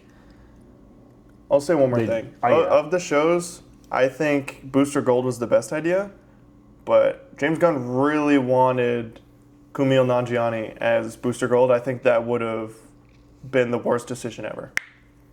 Yeah, I don't think So the fact that it got canceled makes me happy because I do not want to see Kumail Nanjiani as Booster Gold. I also think Booster Gold's like a phase 2 or 3 project. When you have like a baseline and you feel comfortable, because he does time travel. His whole thing is going back to the age of the superheroes. In the age of the Justice League, we don't have a Justice League or age of superheroes yet. Yep. So. Yep. But that's covers our DC shows, and we're still not going to go into Lanterns. We're actually going to go into our X-Men cast ranking before we go to Lanterns. Deal. So we know 7 of the cast for the X-Men movie coming in 2028. Yes. We're going to put our ranking as of right now for, kind of just where our vibes are at with it. Obviously we don't know. This will be completely different when the movie actually comes out and there'll be more characters. But I'm going to start it off with my last place, my 7th place, and that is Indy Navarrete as Rogue is my kind of least favorite of the bunch. I think she's a talented actress from the one project I've seen in Obsession. But this is not really where I would have gone with the actress if I would have picked the role. I'm sure she'll do an all right job, but it just excites me in zero way. And I'm not going to be. It's going to take some good bits from the trailers to kind of swing me on that before the movie. Do you have a last place? It's kind of tough. I don't love Indy as Rogue, but I have seen this. I'll bring this up. I don't know if you've seen this before, but I'll show you a picture you haven't. There's a show called X-Men Evolution, and Rogue is more like goth teenager kind of look, and less like southern curly hair, like North Carolina kind of vibe. Yeah. And I think if they went that angle, it's a much better casting. Let me find it. Yeah, I think it looks horrible. You don't like that? I think the character design is horrible. Well, that's not her suit. That's just like casual wear. Yeah, but she's like pale as a ghost though anyway. Yeah, well they're going for like a goth look. Yeah, I don't really love it. I think it's hard when the rumor from literally everyone was that Kaylee Spaney wanted to do the role. I think it makes it look really bad when this is where we ended up. I think Kaylee Spaney's a lot better of a choice. I think Indy's got to be last for me. I'm thinking. I just don't. Yeah, no, it's tough. I just don't. It's like it's not like bad, but I don't think it's like good. Like it doesn't excite me at all. It's not like her, because. All right, man. What are you doing? No, he's comfy. Okay. Yeah, I just don't. It doesn't excite me at all. I don't know. I just think there was a better choice in the running, and that it's like kind of disappointing. I think that's where I'm at. It's kind of disappointing. When every rumor is that that Kaylee Spaney wanted the role. Okay, and here's the other rumors. The other rumors were that Kevin Feige and Jake Schreier, so the head of the MCU and the director of the movie, wanted Odessa Azion more than anyone. So we ended up with the third choice. Well, like who made the decision? I don't know. Like that's what I'm saying. Like, did they drop out and that's why Indy? Because then it's a different story, right? But no, the rumors were that those two actresses really wanted the role. Yeah. And it was between them, and that wasn't just like one source said. No, it was a all lot of people. Yeah. Like, it was all of them that I saw. So, maybe we'll get more clarity on the story, but I just think as of now, it doesn't look awesome to me. Yeah. Do you have anything else to add for Indy Navarrete Rogue? I think she would have been better as Mystique. I think she absolutely would have been better. If she was cast as Mystique, I would have had her top 3. No joke, if she was cast as Mystique, I'd have her top 3. I think she would have had a way more interesting role to play, too. I think that would have been way more fun for her. I do think. I think Jennifer Lawrence as Mystique is one of the more interesting parts of like the earlier parts, like in the story. I don't love how they handled everything, but it's by far one of the more interesting character routes they went. Yeah. Especially in like First Class and like early on. Later on, movies whatever are terrible, but but we've seen before like people want to do more stuff with Mystique, and it can be interesting. I think if they design the X-Men really well and they dress her up real well, it'll be fine. Because it's just an okay casting for me at this point. Yeah. It's not like really bad. It's not detrimental like Camila's Booster Gold would have been. You know? I have one on here that is like that. Like it would be that bad? I think it's that bad. Whew. We think differently then. I don't think there's a single good argument for my numbers. My number 7 it's a culmination of the process, how I think she'd be a better fit for a different character, and how I think there was 2 better actresses that it seemed like everyone involved with the movie would have preferred for the role. That's kind of why it's in my last place, because under no circumstance does it make sense to me. No. Yeah, I get that. It's just, again, it's just tough. Like, I want to be honest, but I also want to be optimistic about the movie. That's kind of where I'm torn about. Because, I like Thunderbolts like quite a bit more than you, but I also don't think X-Men should be handled with the Thunderbolts treatment. I think X-Men needs to be, like, grand, you know? Well, yeah, I have no faith in Jake Schreier as a director, and I'll make that clear forever. Yeah. Nothing that he did. Thunderbolts is a set-up movie for Doomsday. It is. But that failed because nobody saw the movie. So you have to get people, and the same thing can be said for Fantastic Four. Yeah. Not enough people saw Fantastic Four. That's very true. So they made 2 movies that are fine, and that's kind of all I'm going to give them. They took no risks, and not enough people saw them. So if you're going to take no risks, then it better be really good because your fans that see it, better pay off for them. Or, you need to get people, you need to have done your widespread propaganda for Doomsday. And it just didn't really achieve that. And I don't see why you bring that director back. Yeah. I hope he just comes out swinging with some spectacle for X-Men. That's really what I want. I'll have a much stronger take when I see a trailer, some footage, maybe some set photos. But as of right now, I'm a little scared. A little worried for it. Much more worried than I was before the casting was announced. Yeah. So yeah, you can go on to the next one. I think I've already said, basically. Yeah. And this is no hate to Indy. She's a fantastic actress. She's literally the projected, I know it's only August. Right now, she's the odds-on favorite to win Best Actress at the Oscar next year. Yeah. And I'm not going to argue that. It's just, this is kind of a different thing. Yeah. Okay, my number 6, my next place. After the movie comes out, I have a strong feeling this will be my least favorite. And that's Kit Connor as Cyclops. I think this is like borderline disastrous, but I kind of understand more where they came from, and we don't really know, other than Cooper Hoffman, who else was in the running. You know what I mean? Those are just 2 really, really weird choices. I don't think Kit Connor's a bad actor, but I don't think he's a great actor. And I think if you're going to cast, you're casting Scott here, and he's clearly supposed to be one of like the new leads of the MCU. He's going to be leading the X-Men team, as far as we know. That's like kind of seems like where they're going. And you cast Kit Connor, who I don't think is going to be good at that. I don't love his look necessarily.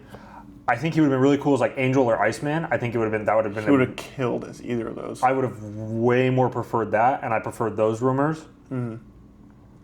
But I think, and this is kind of what we talked about, is like we used to cast like Chris Evans and RDJ in these type of roles. Like these much bigger names. You could say they exude a different aura.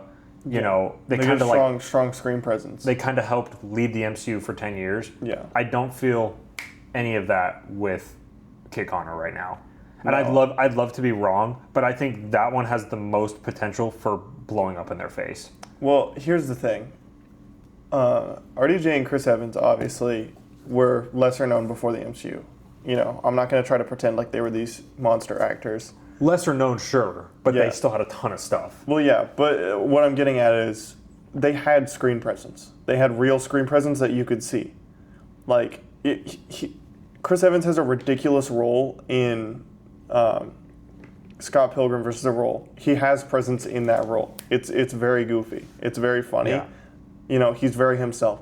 RDJ, before the MCU, had screen presence. He also went to jail, but I mean, like, he was a well-respected actor. He's an Oscar-nominated actor at that point. And like even recently he had done like Kiss Kiss Bang Bang and stuff like that, and he had and he was great in that. People kind of like don't tell the RDJ story correct. Like he was back in acting already. Mm-hmm. Like Tropic Thunder also came out in 2008 with Iron Man. Yeah. People just kind of dramatize how it all happened to make Iron Man. Like Iron Man took him into a different stratosphere, but he was kind of already back when. Yeah. So, but Chris Evans had movies like Sunshine. He had already done both Fantastic Four movies. Like people. Was Sunshine after No. Captain America? No.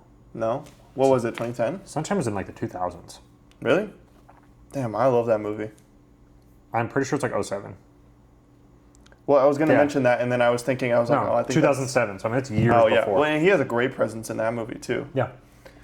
And that's with Danny Boyle and Cillian Murphy, like Benedict Wong. Yeah. Like those are some big names in that movie. Yeah. So yeah, and what does Kid Connor have? He has that one. Warfare. He has Riverdale and Warfare. No, not Riverdale. He's not in Riverdale. No, it's Heartstopper. The thing with the Joe Locke. That's why everyone wanted. Same-o. That's why Riverdale's better than that, actually. I think so. No, it's the Heartstopper, and that's why everyone wanted Kit Connor and Joe Locke to play the two. Oh, Hulkling and No. The Scarlet Witch's kids. Oh. Joe Locke plays one of them, but then Kit Connor, so people want him to play the other one. Yeah. Well, I was thinking Hulkling because Wiccan and Hulkling are boyfriends. And Kit Connor is bisexual. He is. That's true. But no, so everyone really wanted him to play one of her other kid. Yeah. Okay. Well, so far we're matched, so I'm just gonna keep talking about Kit Connor. Okay. I don't think he has a presence to him on screen. I don't think he has because I mean I hate to do comparisons because I think it's kind of unfair a lot of the time. Sure. But James Marsden was short, but he made up for that in his look. James Marsden has an elite Cyclops look, I think. I think so too. And he was terrible in the movies, don't get me wrong. I'm not going to try to revisionist. Not necessarily his fault, but no. Scott and Cyclops No, he's not terrible as Cyclops. They were terrible with Cyclops. Yeah, absolutely. Yeah. He just had a killer look, and I just don't think... I think with Cyclops, you need a killer... it's the same thing with Captain America. You need a killer look with Captain America. I think it's so hard, too, because for Doomsday, they're bringing Marsden back, giving him the comic-accurate suit. And it's just going to be sad. And he looks awesome. Yeah, he looks So great. you're already going to... That comparison's going to be made because it literally... it's right there. And he's going to be in theaters this year. Yeah. I mean, so that... It's hard to not compare when that's just the fact. It's tough. That's all I have to say. It's just really tough. And they shared a picture of him at the gym the other day, and he just He looks like He-Man. He just looks large, and not necessarily in a good way. No, I'm not sure. Not in a body shaming way or anything. But I'm sure he's going to get. Oh my fit. God! I don't know if he has the look for it. I just don't see it. I don't see the vision as him as Cyclops. That's what I'll say. I know some people have pulled some specific things where Cyclops has shorter hair and it's lighter colored, and I just don't think it looks as good. He doesn't. So I mean, again, this is not. I hope Kit Connor's awesome in the Elden Ring movie. That movie also, I think, has some questionable. Very excited for that movie. I think it's a dumb movie to make though for that much money. But he's leading it, so maybe that'll change my mind a little. I just think they should have just gone with okay, look at the '90s cast. Let's just try to make the '90s cast in live action, just as close as possible. And that's what it felt like people were saying forever that they were doing. Did it not? In the '90s cast, he has red hair, but it's black with red highlights. It's like an animation thing. It's to show contrast because it's a super colorful. Yeah. And so it's not like he had ginger blonde hair. I'm looking at pictures. He has brown hair. It looks red because they're just using it as a highlight, as a color highlight. I just don't know. This just doesn't scream Kit Connor to me. No. Not at all. No. And I'll find a red hair one too. Carl, leave the camera alone, you goofball. Come back to the table, chubby. Come on. I'm going to have to cut around this whole video because you keep nudging the camera. Like this too, like... No, I don't think it looks... It's just a red highlight. But okay, and also, completely not Kit Connor's fault. I don't agree with them doing a 22-year-old Cyclops. And we can bring that up. I think that is just a... I think it's hard to get a 22-year-old that looks like they should be playing this, like, prime version of Cyclops. Yeah. So it's not even fair to him necessarily, but it's like they put him in that position. Well, I also, like, to be honest, I don't need to see another X-Men origin. I don't care. No. Tell me there's an X-Men team, go point him towards a bad guy and have him go wild. If you make a good movie and people like the characters, it's all that matters. It's literally all that matters. And, like, the X-Men concept, the origin is so simple. I don't need a whole movie of that. I really don't. I just don't care. Yeah. Like... No, it's just not interesting. Like, I enjoy X-Men comics. The origin does not matter. The best stories are way later on. Yeah. And that's no knock to old comics, but like seriously, man. Like I don't need to see them as children again. The Fox X-Men tried to do that 3 different times, and it didn't work a single time. You had Sophie Turner at like 19 or something out there. I don't care. The age is not the problem. I think you're just more likely to get a Ty Sheridan Cyclops with the Kit Connor thing than you are to get something that you like the top tier of what you really want. I just need a strong screen presence. Like, come on, like. No, I don't. I just don't think he like. He looks nothing like that. No. I mean, like we only have him in like regular clothes, but like. I just don't see it. Like, who's in the. Like, did he test really well? But they didn't even do tests together. No, That's another thing. They didn't do a chemistry test. That's another thing. So dumb. If you're going to do this and you're doing it with young actors and you don't do chemistry tests, is beyond stupid, in my opinion. I cannot believe that. I mean, like, come on. What are we doing? Yeah. The more I think about it, the more frustrated I get. Yeah. Honestly. And I think, let me find the one that people are complaining about, or comparing it to. Now, do I think it's better than Cooper Hoffman? Barely. I don't even think it is, to be honest. I think because I think Cooper Hoffman is a much better actor, and so at that point, at least maybe it's an interesting route. I don't even think there's necessarily a lot of interesting possibilities with Kit Connor. I don't think this is the right. I mean, it was clearly some niche version of the character people were yanking, and I'd seen, you know what I mean? Yeah, I don't think this is it, but no. I mean, that looks more like him. Kind of. But I hate when people cherry pick pictures and they go, look, it looks exactly like him. Look, it looks exactly like him. Yeah. It never works. It's the same thing with Wolverine. It's like, oh, Hugh Jackman is comic accurate Wolverine. Yeah, some comic out there. Yeah. It doesn't mean anything. It's completely meaningless. You change artists, you change writers, they change the world itself. We get like complete artistic overhaul every time there's a new run. Like, yep. Good Lord, I am frustrated. You got me worked up. I know. I told you it was frustrating. I didn't like it at all. It's just the more you think about it, the more I'm like, why? What are we doing? And you have Patrick Schwarzenegger right there. Yeah, people aren't gonna like that, but he's so money. I don't care. I'll scream it from the rooftops. He would have been He would have been a top 3 MCU casting. He would have been up there with Thor and Benedict Cumberbatch as Doctor Strange. He's up there with literally the best. He would have been. I don't think you so can have, money. I don't think you can have an opinion on Patrick unless you've seen White Lotus season 3, because he doesn't have enough work outside of that to get a range of his capabilities. He's literally the best performance in the season 3 of the show, in my opinion. And that was he's also in the highly underrated Boys spinoff. Yeah, for one Gen episode. V. Yeah, I mean, and he's great in that one episode. I remember watching that episode and being upset that he died because I was like, dude, he was so cool. No, absolutely. And he was in all the marketing. Yeah. No, and it's just that you can see his full range. Oh my God. In White Lotus season 3, you can see his. Well, that's definitely his best role that I've seen. Oh man, he's so good in that, and I think he just looks the part like so well. Well, I'm looking up fan art of him because It'll only make you more I need frustrated. to cleanse my palate. All right, while you're doing that, I'm gonna move to number 5. Why? No. Why? It's Magneto, ladies and gentlemen. Why is that? Why is that what shows up? I'm gonna move to number 5, and this one's a little like I want to phrase it correct. So I have Maya Boyd as Storm at 5, and to be completely honest, I've never seen her in anything. And I looked up her film credits, and she doesn't have one. She doesn't have a single one. So I'm sure her audition was awesome, and it was just like hard to find a project she's been in.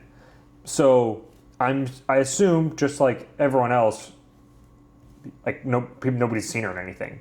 So it's kind of hard to have an opinion on this one. But I think she looks the part, and so that's kind of all I can judge it on right now, because I can't comment on her abilities. I've never seen her in anything. She does look the part. So that's kind of why I have her at 5. And there's really nothing else to say. She looks the part. I hope she does a great job. But that's all I can say. I've literally never seen her in anything. My 5 is different. I have, I don't remember his name. Whoever's playing Professor X. Christopher Abbott? Yeah. I only say that because I think he's an actor that kind of hinges on a good script.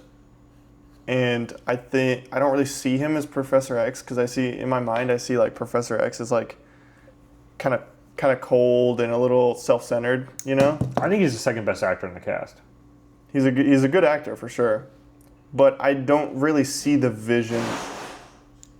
I have no idea what that was. That sounded like Legos. I don't have Legos. I know in it did. here. I thought of it for a sec. It sounded like the bugle crashing down. Should I go check what that was? Oh no, he was just trying to jump in his food bag and then it... Oh, okay. Yeah. Okay. That's funny. Anyway, yeah, Christopher Abbott as Professor X. I think he's a great actor. I just don't really see the vision, to be honest. He's another one that I just don't really see as his character. I don't have him yet, but I agree with everything you're saying. But I think, yeah, we need to... I will say there's an actor, his name's Tom Pelphrey. I believe is how you say his last name. Anyway, he would have been incredible. He's insane in Ozark, so good. And he was in Task last year, and everyone said he's just like sensational in it. Yeah. And I think he just looks the part so much more. Like, I can just picture him so easily with a shaved head. He has such an intense look in his eyes. Man. Oh, man. Well, okay, look at this. Look at him bald. No, It's just weird. It looks weird. I'll get into Christopher Abbott in a bit. But I just love like the look in his eyes. Yeah. And he is just such a great actor. He's 44 right now. He apparently auditioned for the role, which kind of hurts me the most that he was literally there. Yeah. So that one hurts me with the Professor X. But I'm not a Christopher Abbott yet. I'm not. Yeah, my 5 is Maya Boyd. Like I said, there's not really much I can say about it. Yeah, as far as Christopher, I don't see it. I don't see it. I could be surprised. I'm not like, this doesn't make any sense. This should have never happened. You should have just cast someone completely different. It's more I'm waiting for the movie to come out and see some marketing and trailers to win me over on it. So I think at worst I'm indifferent on it right now, is what I'll say. Yeah. Jumping to number 4, and that's Samara Weaving as Emma Frost for me. I think she's really talented. I think she's incredibly beautiful. She's got blonde hair. It's all that. Emma Frost doesn't excite me that much as a character, but I think Samara Weaving is a perfectly fine cast, so that's kind of why she's in the dead middle for me at number 4, is that it just doesn't really do anything for me. You were never going to cast an actress in that role and have me like jumping out of my shoes excited, if that makes sense. There's a few roles that mattered for. Yeah. And that was just not going to be one of them for me. No, that's fair. Storm for sure is. I don't know anything about Maya Boyd, so I don't really have an opinion on it, other than she looks the part. So I mean, that's it. I really liked that girl in Sinners as Storm. Yeah, I like Jamie Lawson a lot too. I think, I would have been, if Jamie Lawson, okay, I guess let's put this hypothetically. If Jamie Lawson was cast as Storm, she would have been number 2 on my list. Yeah. But that's only killer. that's only because I know more about her. Maya Boyd might be just as awesome as Jamie Watson. Yeah, who knows? I just don't, Who knows? We're just going to figure that out when the movie comes out. But yeah, that's why I have Samara Weaving there. She is a little like, I don't know. Like I know she's not actually like American, like twangy, but she reminds me of that sometimes. I know she's Australian technically. Samara Weaving. Yeah. Yeah. But there's a little bit of like the Margaret Qualley, like Southern twang to her for me sometimes. So that's the only thing that puts me off with her a little bit. I thought the woman they cast for Emma Frost to play in the like with First Class and everything. Yeah, she was good. I think she was like perfect, and she's really funny. She got big hair. She's really funny in American Wedding. Remember with Stifler? She's the girl they're after the whole time. Sorry. Yeah. And, that's her. Yeah, but I thought she was really good. But I think Samara Weaving's great, so I'm not really against the casting. I don't have a better name to throw out. It just doesn't really excite me that much. Yeah. I'll get to her later. She's not my next one. Sorry, I'm looking at pictures of that one lady in First Class. Yeah, she is a good casting. Yeah. I thought she played the role really cool too. I think like every time I watch that movie, I'm like her scenes are pretty good. She was with Mr. Bacon. Yes. Yeah, dude, her hair is crazy in this movie. This is cool. Mm-hmm. I wonder if they did that to make the diamonds easier to CG on there. Because a flatter hair would look weird. Yeah. God, that's cool. Okay, anyway, sorry. My next one is Maya Boyd as Storm. Literally the same thing you said. I have nothing to add. Never seen her in anything. She looks the part. We'll see if she's got some killer acting and hopefully some chemistry. I like Storm and Rogue's dynamic in X-Men 97. Mm-hmm. So we'll see if they explore that. We'll see if they got some good chemistry there. But yeah, that's about all I have to say about that one. Yeah. All right, what's your next one? Okay, my number 3 is Christopher Abbott as Professor X, and that's because of what I brought up earlier. Mm-hmm. I just think he's the second best actor in the cast. Mm-hmm. So I can't necessarily see it with him. However, only one of the other cast members I liked, which was Tom Pelphrey. Mm-hmm. I thought the Bill Skarsgård thing was heinously stupid. Didn't like that at all. I think Christopher Abbott's better than that. And I think Patrick Wilson is too old.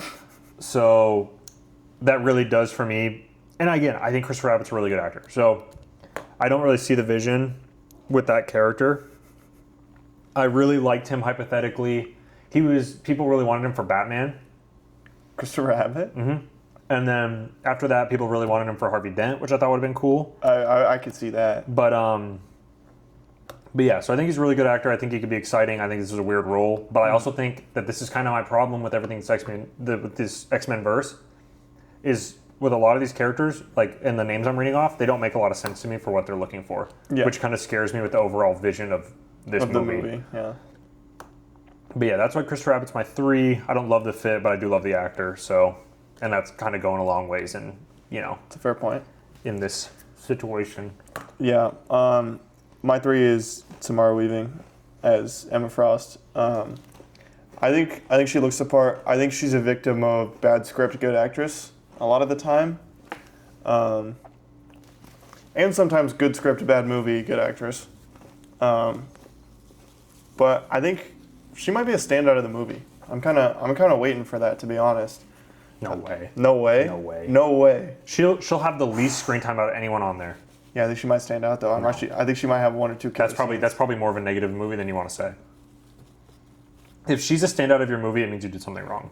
That's nothing. Well, yeah, but I'm not putting my faith in Kit Connor as Cyclops. Yeah, but then I'm saying then you're admitting that this movie's in a rough spot. It is in a rough spot. You just said you want to be optimistic 5 minutes ago. I do, but I also started thinking about Patrick Schwarzenegger again, and I got upset. I think if I watch the movie, and I already like Samara Weaving, so if I watch the movie and I think she's a standout, I think that probably means bad things for the movie. Yes, because your X-Men your Cyclops should be a standout. Out of everyone we've listed so far, Emma Frost should not be.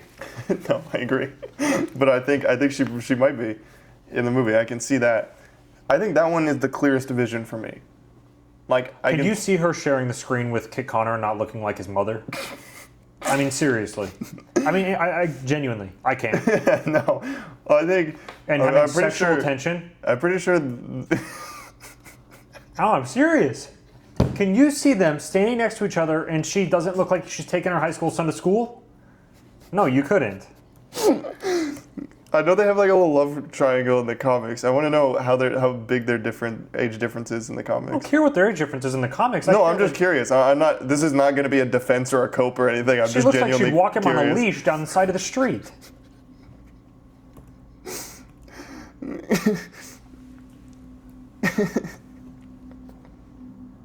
They're supposed to be the same age. Oh, okay, so it's even stupider. Is she 35? He was born in 2004. I cannot state how stupid this movie is.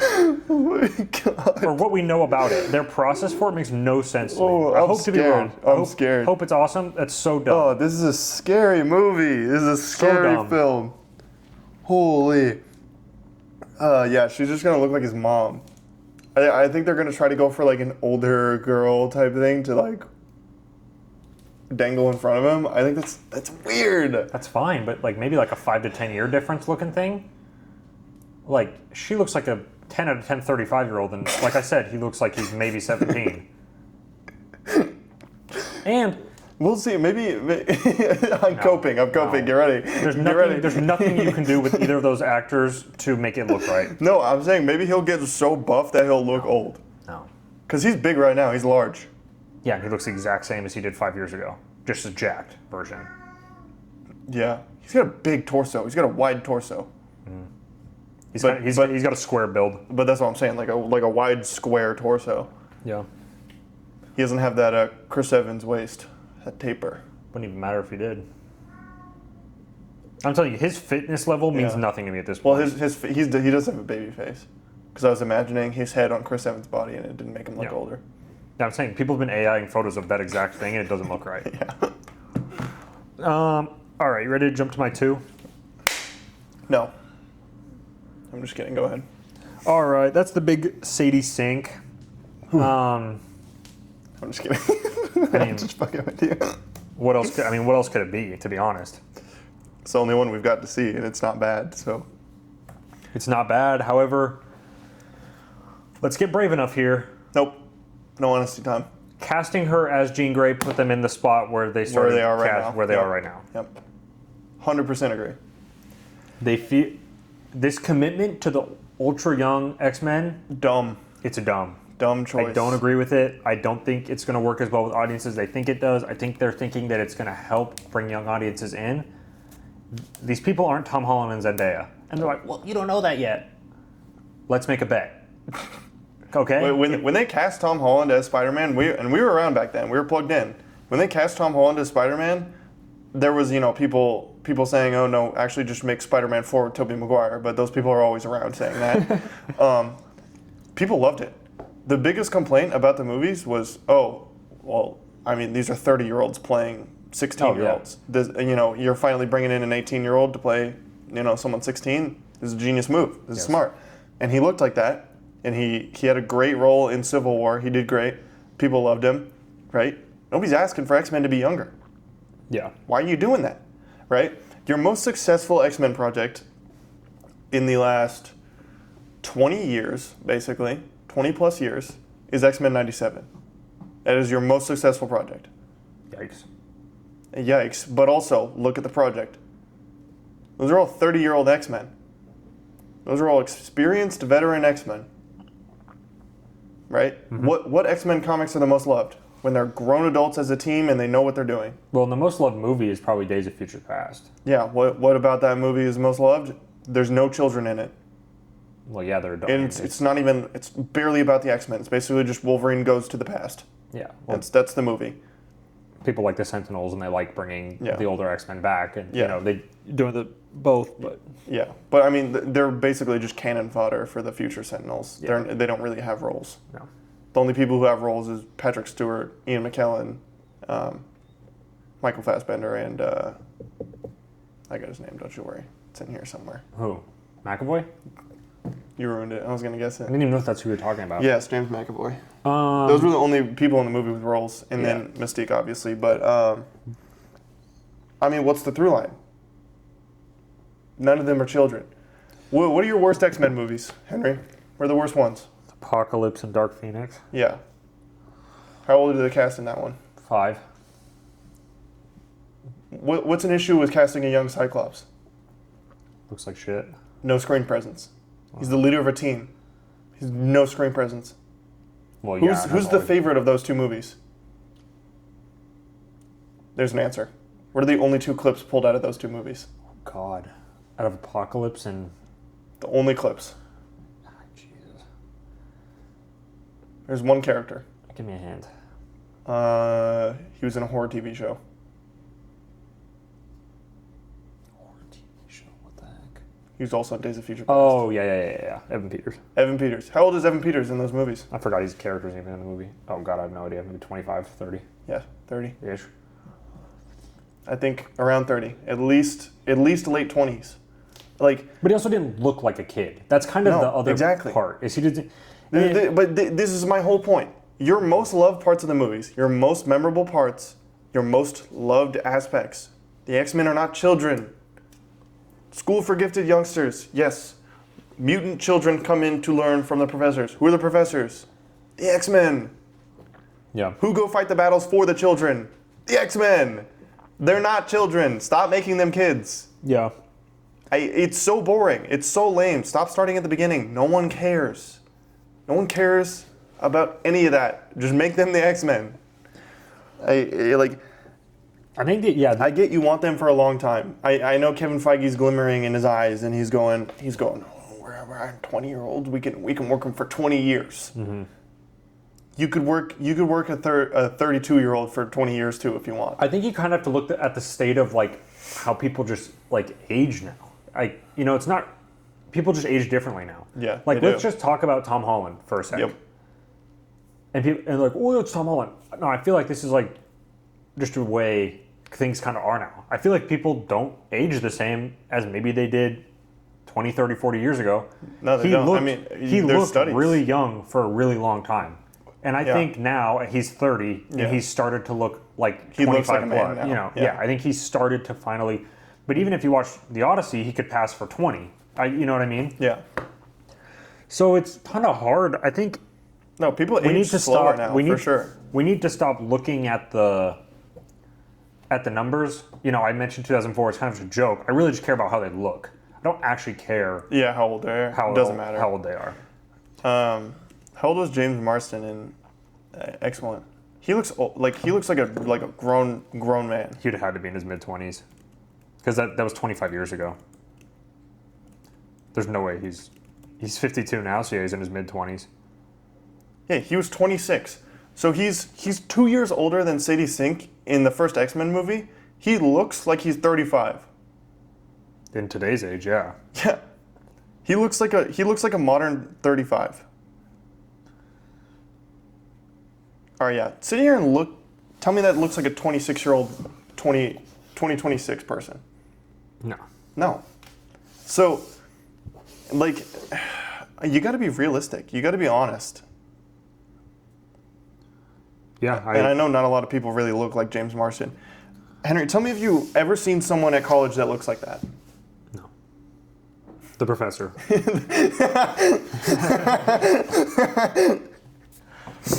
Oh my God. But yeah, okay, so that really just highlights the problem I think that we have, clearly, is that younger was not better. There's no reason to do that. They forced themselves into a box, and it was just a dumb decision. And I think they're going to struggle a little bit. And I really don't think this is just, like I talked to my brother-in-law last year. Mm-hmm. It was 2025 September, it was Labor Day weekend. And he's like, you have to go. He kind of wanted like the late 20s, early 30s. Mm. He was like, because that's kind of the age where actors are kind of just getting their screen presence now. Yeah. So his big example was like Austin Butler's Gambit. Yeah. That'd be like so perfect. Austin Butler's 35. Yeah. You know what I mean? I don't think really people like understand how old he is. Mm-mm. But I think that's like a prime example. He's looked 25 for 10 years. Yeah. Yeah. So like, But I think that's literally the point that we're getting at, though. Chris Evans looked like he was 22 for 10 years as well. Chris Evans is just now looking like he's an older person. Yeah. He was like 30 something when he got cast as Captain America. Even him, the way they did this, when they shaved his thing and they did the Avengers Doomsday teaser, he looks identical to the end of Endgame. I was about to say, he looks exactly the same as he did when he was in an Avengers movie last time. Yeah. So that was almost 10 years ago. So he's almost on 20 years of barely aging. It was filmed in 2017, so it is almost 10 years ago. Yeah, that's what I'm saying. So he's looked incredibly similar, like barely aged for 20 years. Like, I think even Andrew Garfield's a prime example. Yeah, he's another one. He's just now looking older. He's like 43 or something. Like 44. Yeah. No, he's in his 40s now. Yeah.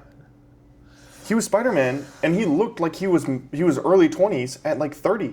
Exactly 30. And I think it's because, in the way Hollywood is now, these people, they take really good care of themselves, and they all have like these processes and everything. Yeah. So people just age slower. And like with actors, like they talk about like Taron Egerton, like he just like went bald, kind of shaved his head, and so like it helps him like kind of stay his age, and people like that. They're like, oh, like he doesn't look like he didn't get a hair transplant, because if he got a hair transplant, he'd look basically the same as he did 10 years ago in Kingsman.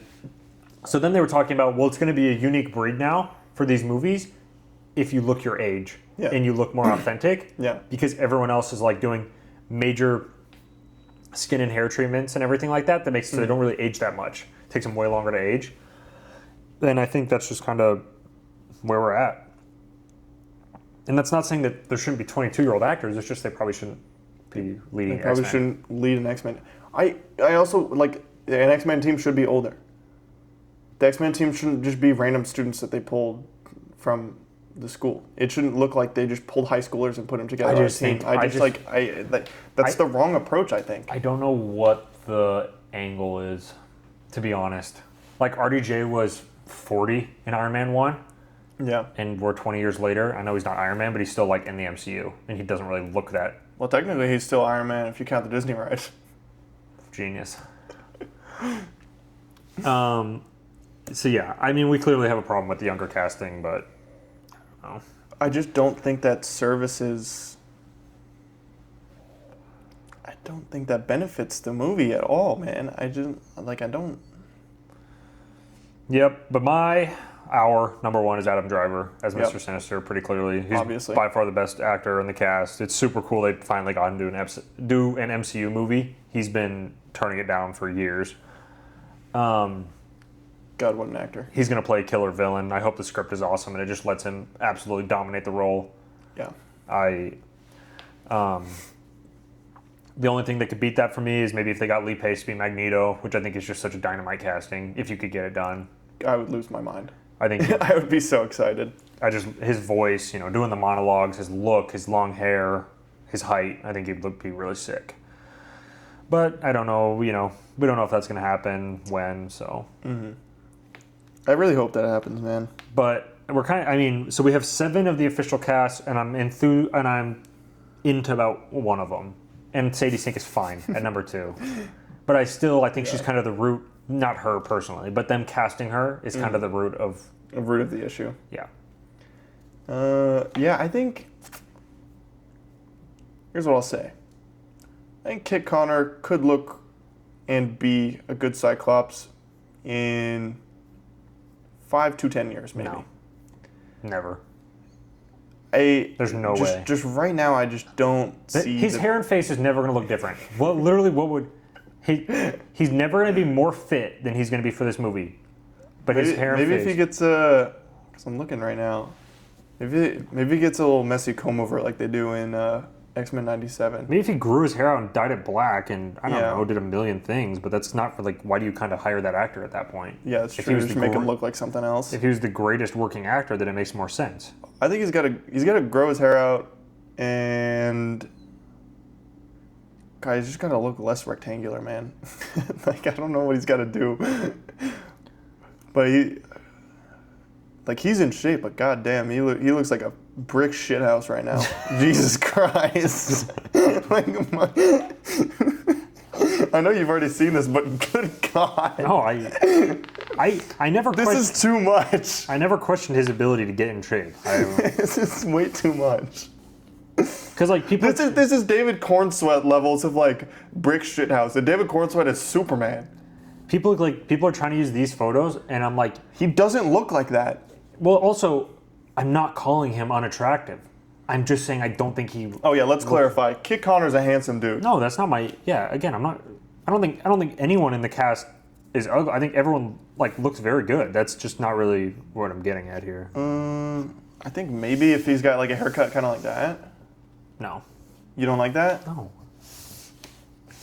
But he's like in the shower and it's wet, so I'm not really. Or like. I think you'd have to. Is this even Kit Connor? It is. I think you'd have to grow his hair out a ton.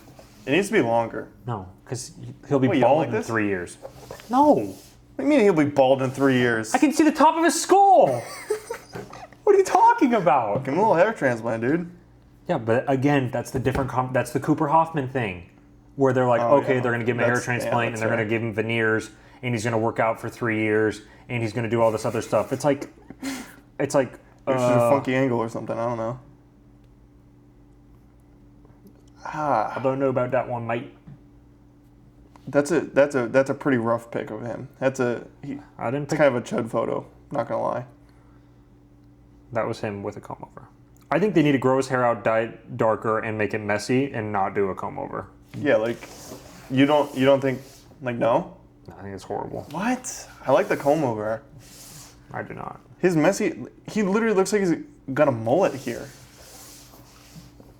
Yeah, that's not messy. That's literally, like I said, that's He-Man.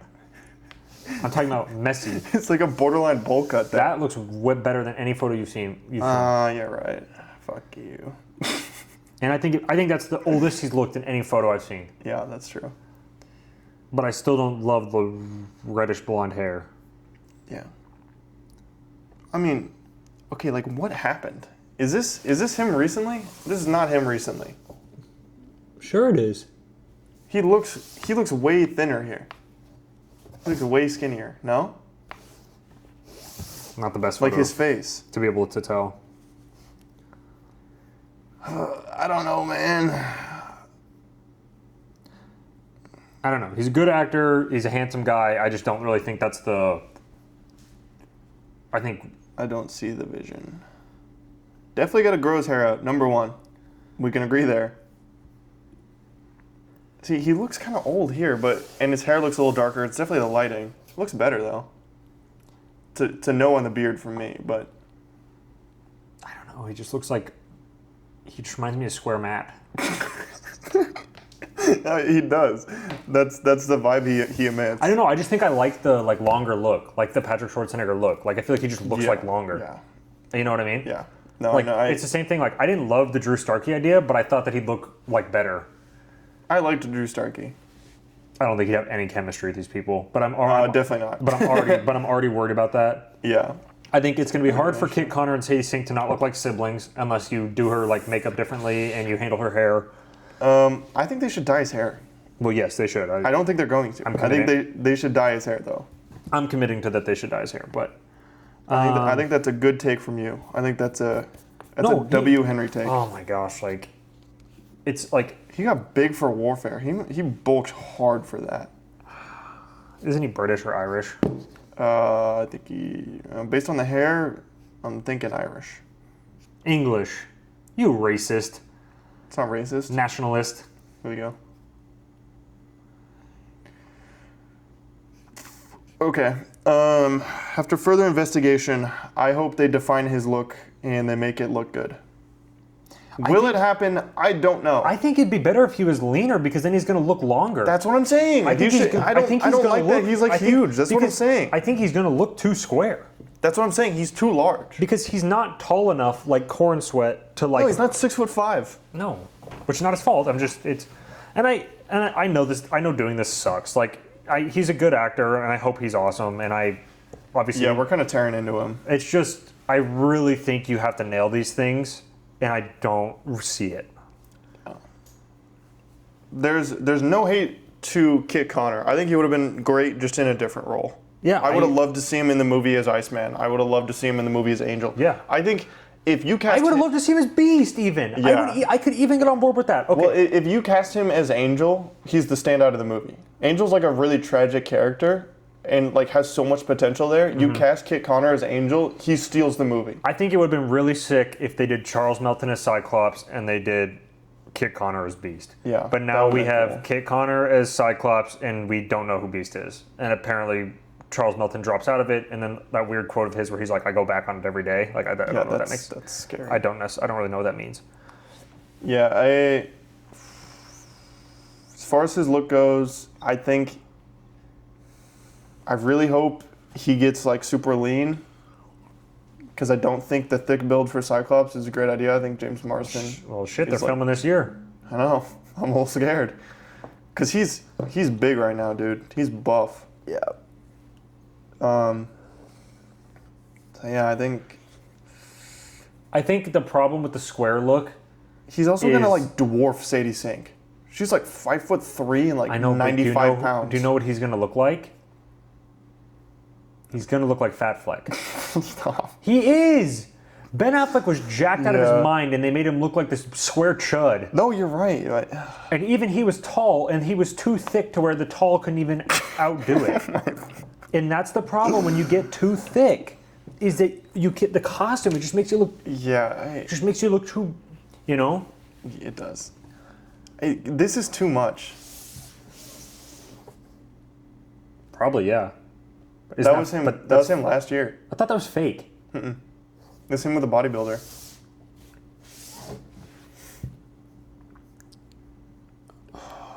All right. Yeah, because okay, one more. Because that's him after the show, the little TV show he did. He's got more. That's him some point later. I don't know. These things have to be fake, Noah. No. These were the images circulating. Looks like you put. Okay, some of these are fake. I'm finding some fake ones. That's a rabbit hole I don't want to go down any further, actually. We're gonna exit out of that. Too many Heartstopper edits. No, there's some AI Kit Connor hog. I don't really. Yeah, I'm sure there is. That's what I'm talking about. I don't really want to go down that role. But yeah, no, we need to move on. Sorry. Let's move on. That was a whole tangent. Let's move on to the big, the bold, the Lanterns episode 1. I'll kick us off here. I thought it was excellent. I just thought it was so awesome. I thought the show was going to be great. I have kept faith in it. I'm glad I did. I enjoyed every second of it. I think they set up just a great season of TV. I'm super interested in all the characters. Kyle Chandler rocks. Aaron Pierre rocks. Like, but if you had a brain, you knew that before the show started. Yes. But I had a blast. I thought the teaser after was incredible. Mm-hmm. I think that this is going to end up being the second best DCU project by the time it's done. And I think it's going to be great. In this episode, I just thought was excellent. I literally have no notes. Had such a great time. I thought it was great. I liked the music choice. I thought Kyle Chandler was fantastic. Kyle Chandler's a great actor. We've been watching Friday Night Lights. Very good show. The changes that they made to the lore, I liked all the changes because they felt very intentional, like they were setting something up, and they weren't just like trampling the lore. Yeah. Which is what I was worried about, and they didn't do that. Yeah. So I'm here for that. They did some intelligent writing. Yeah. All except for the suit. I think the suit thing is stupid, but that's such a minor thing. Yeah. That I think not making the suit basically be attached to the ring and like, every time it's time to fight, the suit comes on. Mm-hmm. I think it being like a suit in his closet is just the dumbest thing ever. But I can get over that. It's fine. As long as Aaron Pierre's suit looks cool, I could care less where it comes from. Yeah. If it looks cool and he wears it, I'm good. I'll ignore that. Yeah. I think they set up the plot lines really well. I think the dialogue was very interesting, in a good way. I think the chemistry between Kyle Chandler and Aaron Pierre is infectious. It's so good. I love how Aaron Pierre is playing John. Yeah. Like, he's really smart and he's really calculated, but Hal still like has a better eye for him on a lot of things, and like they're clearly using Hal's experience to his advantage, and like you can just feel it in the scenes. Yeah. And I think it's playing, and like just because like Hal like yaps a lot, and like he's he's got this funny little accent or whatever, like it kind of like leads you to believe he's like, oh, is he kind of a dumbass? Yeah. But he's really not. But it's a front. Yeah. Because he's always secretly planning something. In the back of his mind. I love how he's like passionate about the oath, and when that guy started like making fun of it, he started tweaking. Yeah. Because you think he's like neglectful of it, and then the second like an antagonistic force starts mocking it, he's like, no, don't. Yeah. I like that. But man, I just had a great time. I'm so excited for this show. I can't even. I think it's gonna be so good. I think it's just gonna lead down a great path. I think it's gonna set up Jon Stewart in a fantastic way before we get to see him next summer. So exciting. Yeah, I think that's like basically it. I think they're doing some name musical chairs essentially.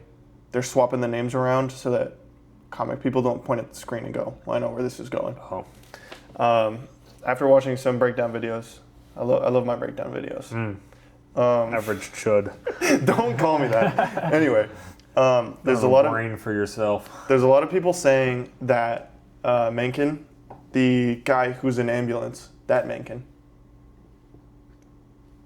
the oldest Mencken. Oh, the guy with the ranch. The grandpa. Yes. Grandpa. The one that was in the kitchen. Yes. With the ribs.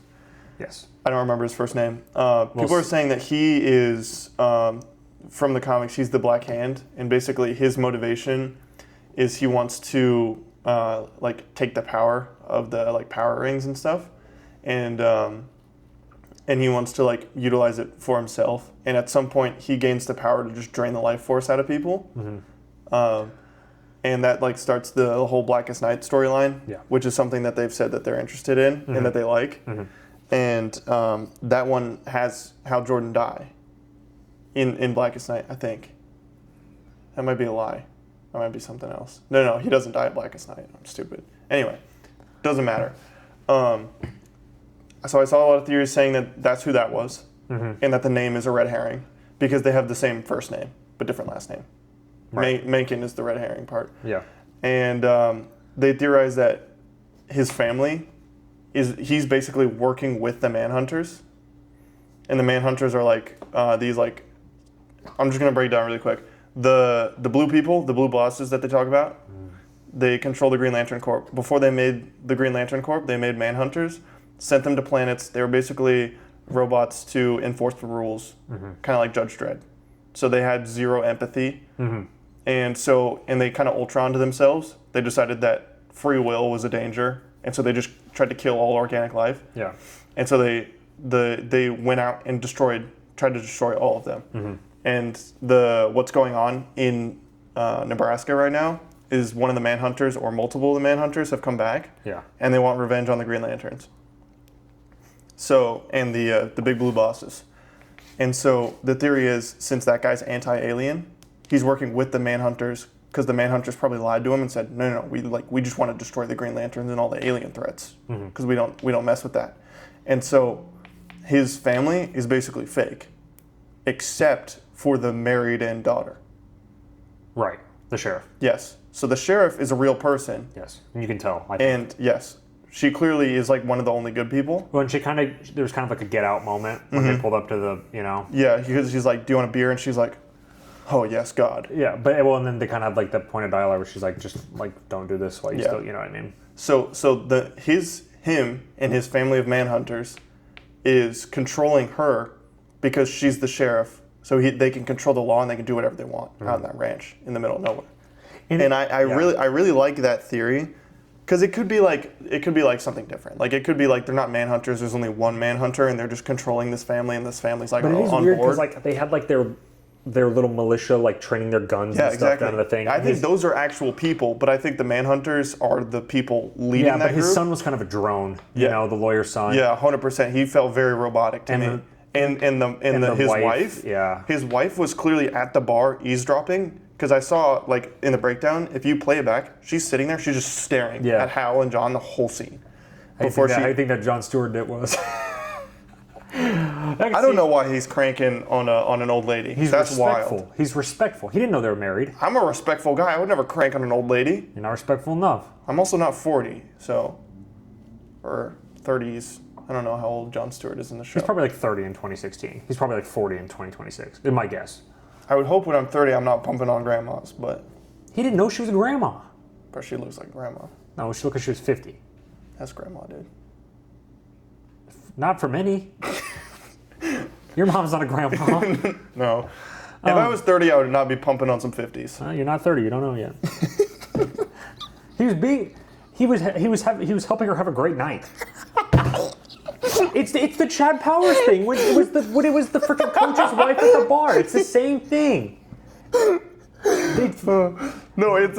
I understand. They're helping the old ladies feel young again. Couldn't be me. That's not my job. You're not a hero. Shut up. You're not Chad Bowers. You're not Jon Stewart. You don't have aura. It's fine. Shut up. You got a point. I'm not Chad Powers or Jon Stewart. Yeah, exactly. That's right. Oh my. Anyway, that's the theory that I like and that I'm going to sit with until I'm proven wrong. No, I think that's correct. I think that's why. I think we're looking at like kind of a body snatcher invasion type plot in Nebraska. I think that's kind of like that Edgar Wright movie, World's End. Oh. Where the town slowly gets taken over. Mm-hmm. I can see Well, I think that. that's kind of the point because when he talks about that's where it happened in what Hal's getting at. Yeah. And what John's poking him at. Mm-hmm. He's like, oh, you think that this is happening all right here? Like, coincidentally, it's like, no. Yeah, there's a reason. Yeah, well, and Hal specifically says, like, yeah, it's really easy to land an alien spaceship here. You know what I mean? Yeah. Like, that was kind of, I think that you have to, it's not hard to look deeper into the lines that are being said. Yeah. Dude, I'm super intrigued about what Hal's plan is and what's going on. I want to see the Sinestro stuff. He's hiding something, and you can see it. And it's, I don't want to say fear, because clearly it's not fear, but he's hiding something out of fear for John. Yeah. He's hiding, because they respect each other. It's clear. And John gets confronted by the sheriff, someone that we know like can be trusted and like is like a, you can talk to this person. Mm-hmm. And she's like, I don't know how you can work for someone you don't respect. And he's like, no, I respect him. Like, I think he's a good dude. Mm-hmm. And I think that's why the pushback like doesn't really happen, is because John knows what Hal's doing. Like, he has experience. He knows what's best. Mm-hmm. He's doing these things for a reason, and he just has to trust that. Mm-hmm. He just has to not fear he respects the line of authority. Like he said that earlier in the episode too. Yes. So, yeah, it's just super interesting. I'm just incredibly curious on where that's going. Mm-hmm. So that's where my question I wrote down earlier for you. Okay, I'm gonna put it, and this is a tough one. Okay. Well, I actually don't think it is, but is there an episode of MCU TV that's as good as Lantern episode 1?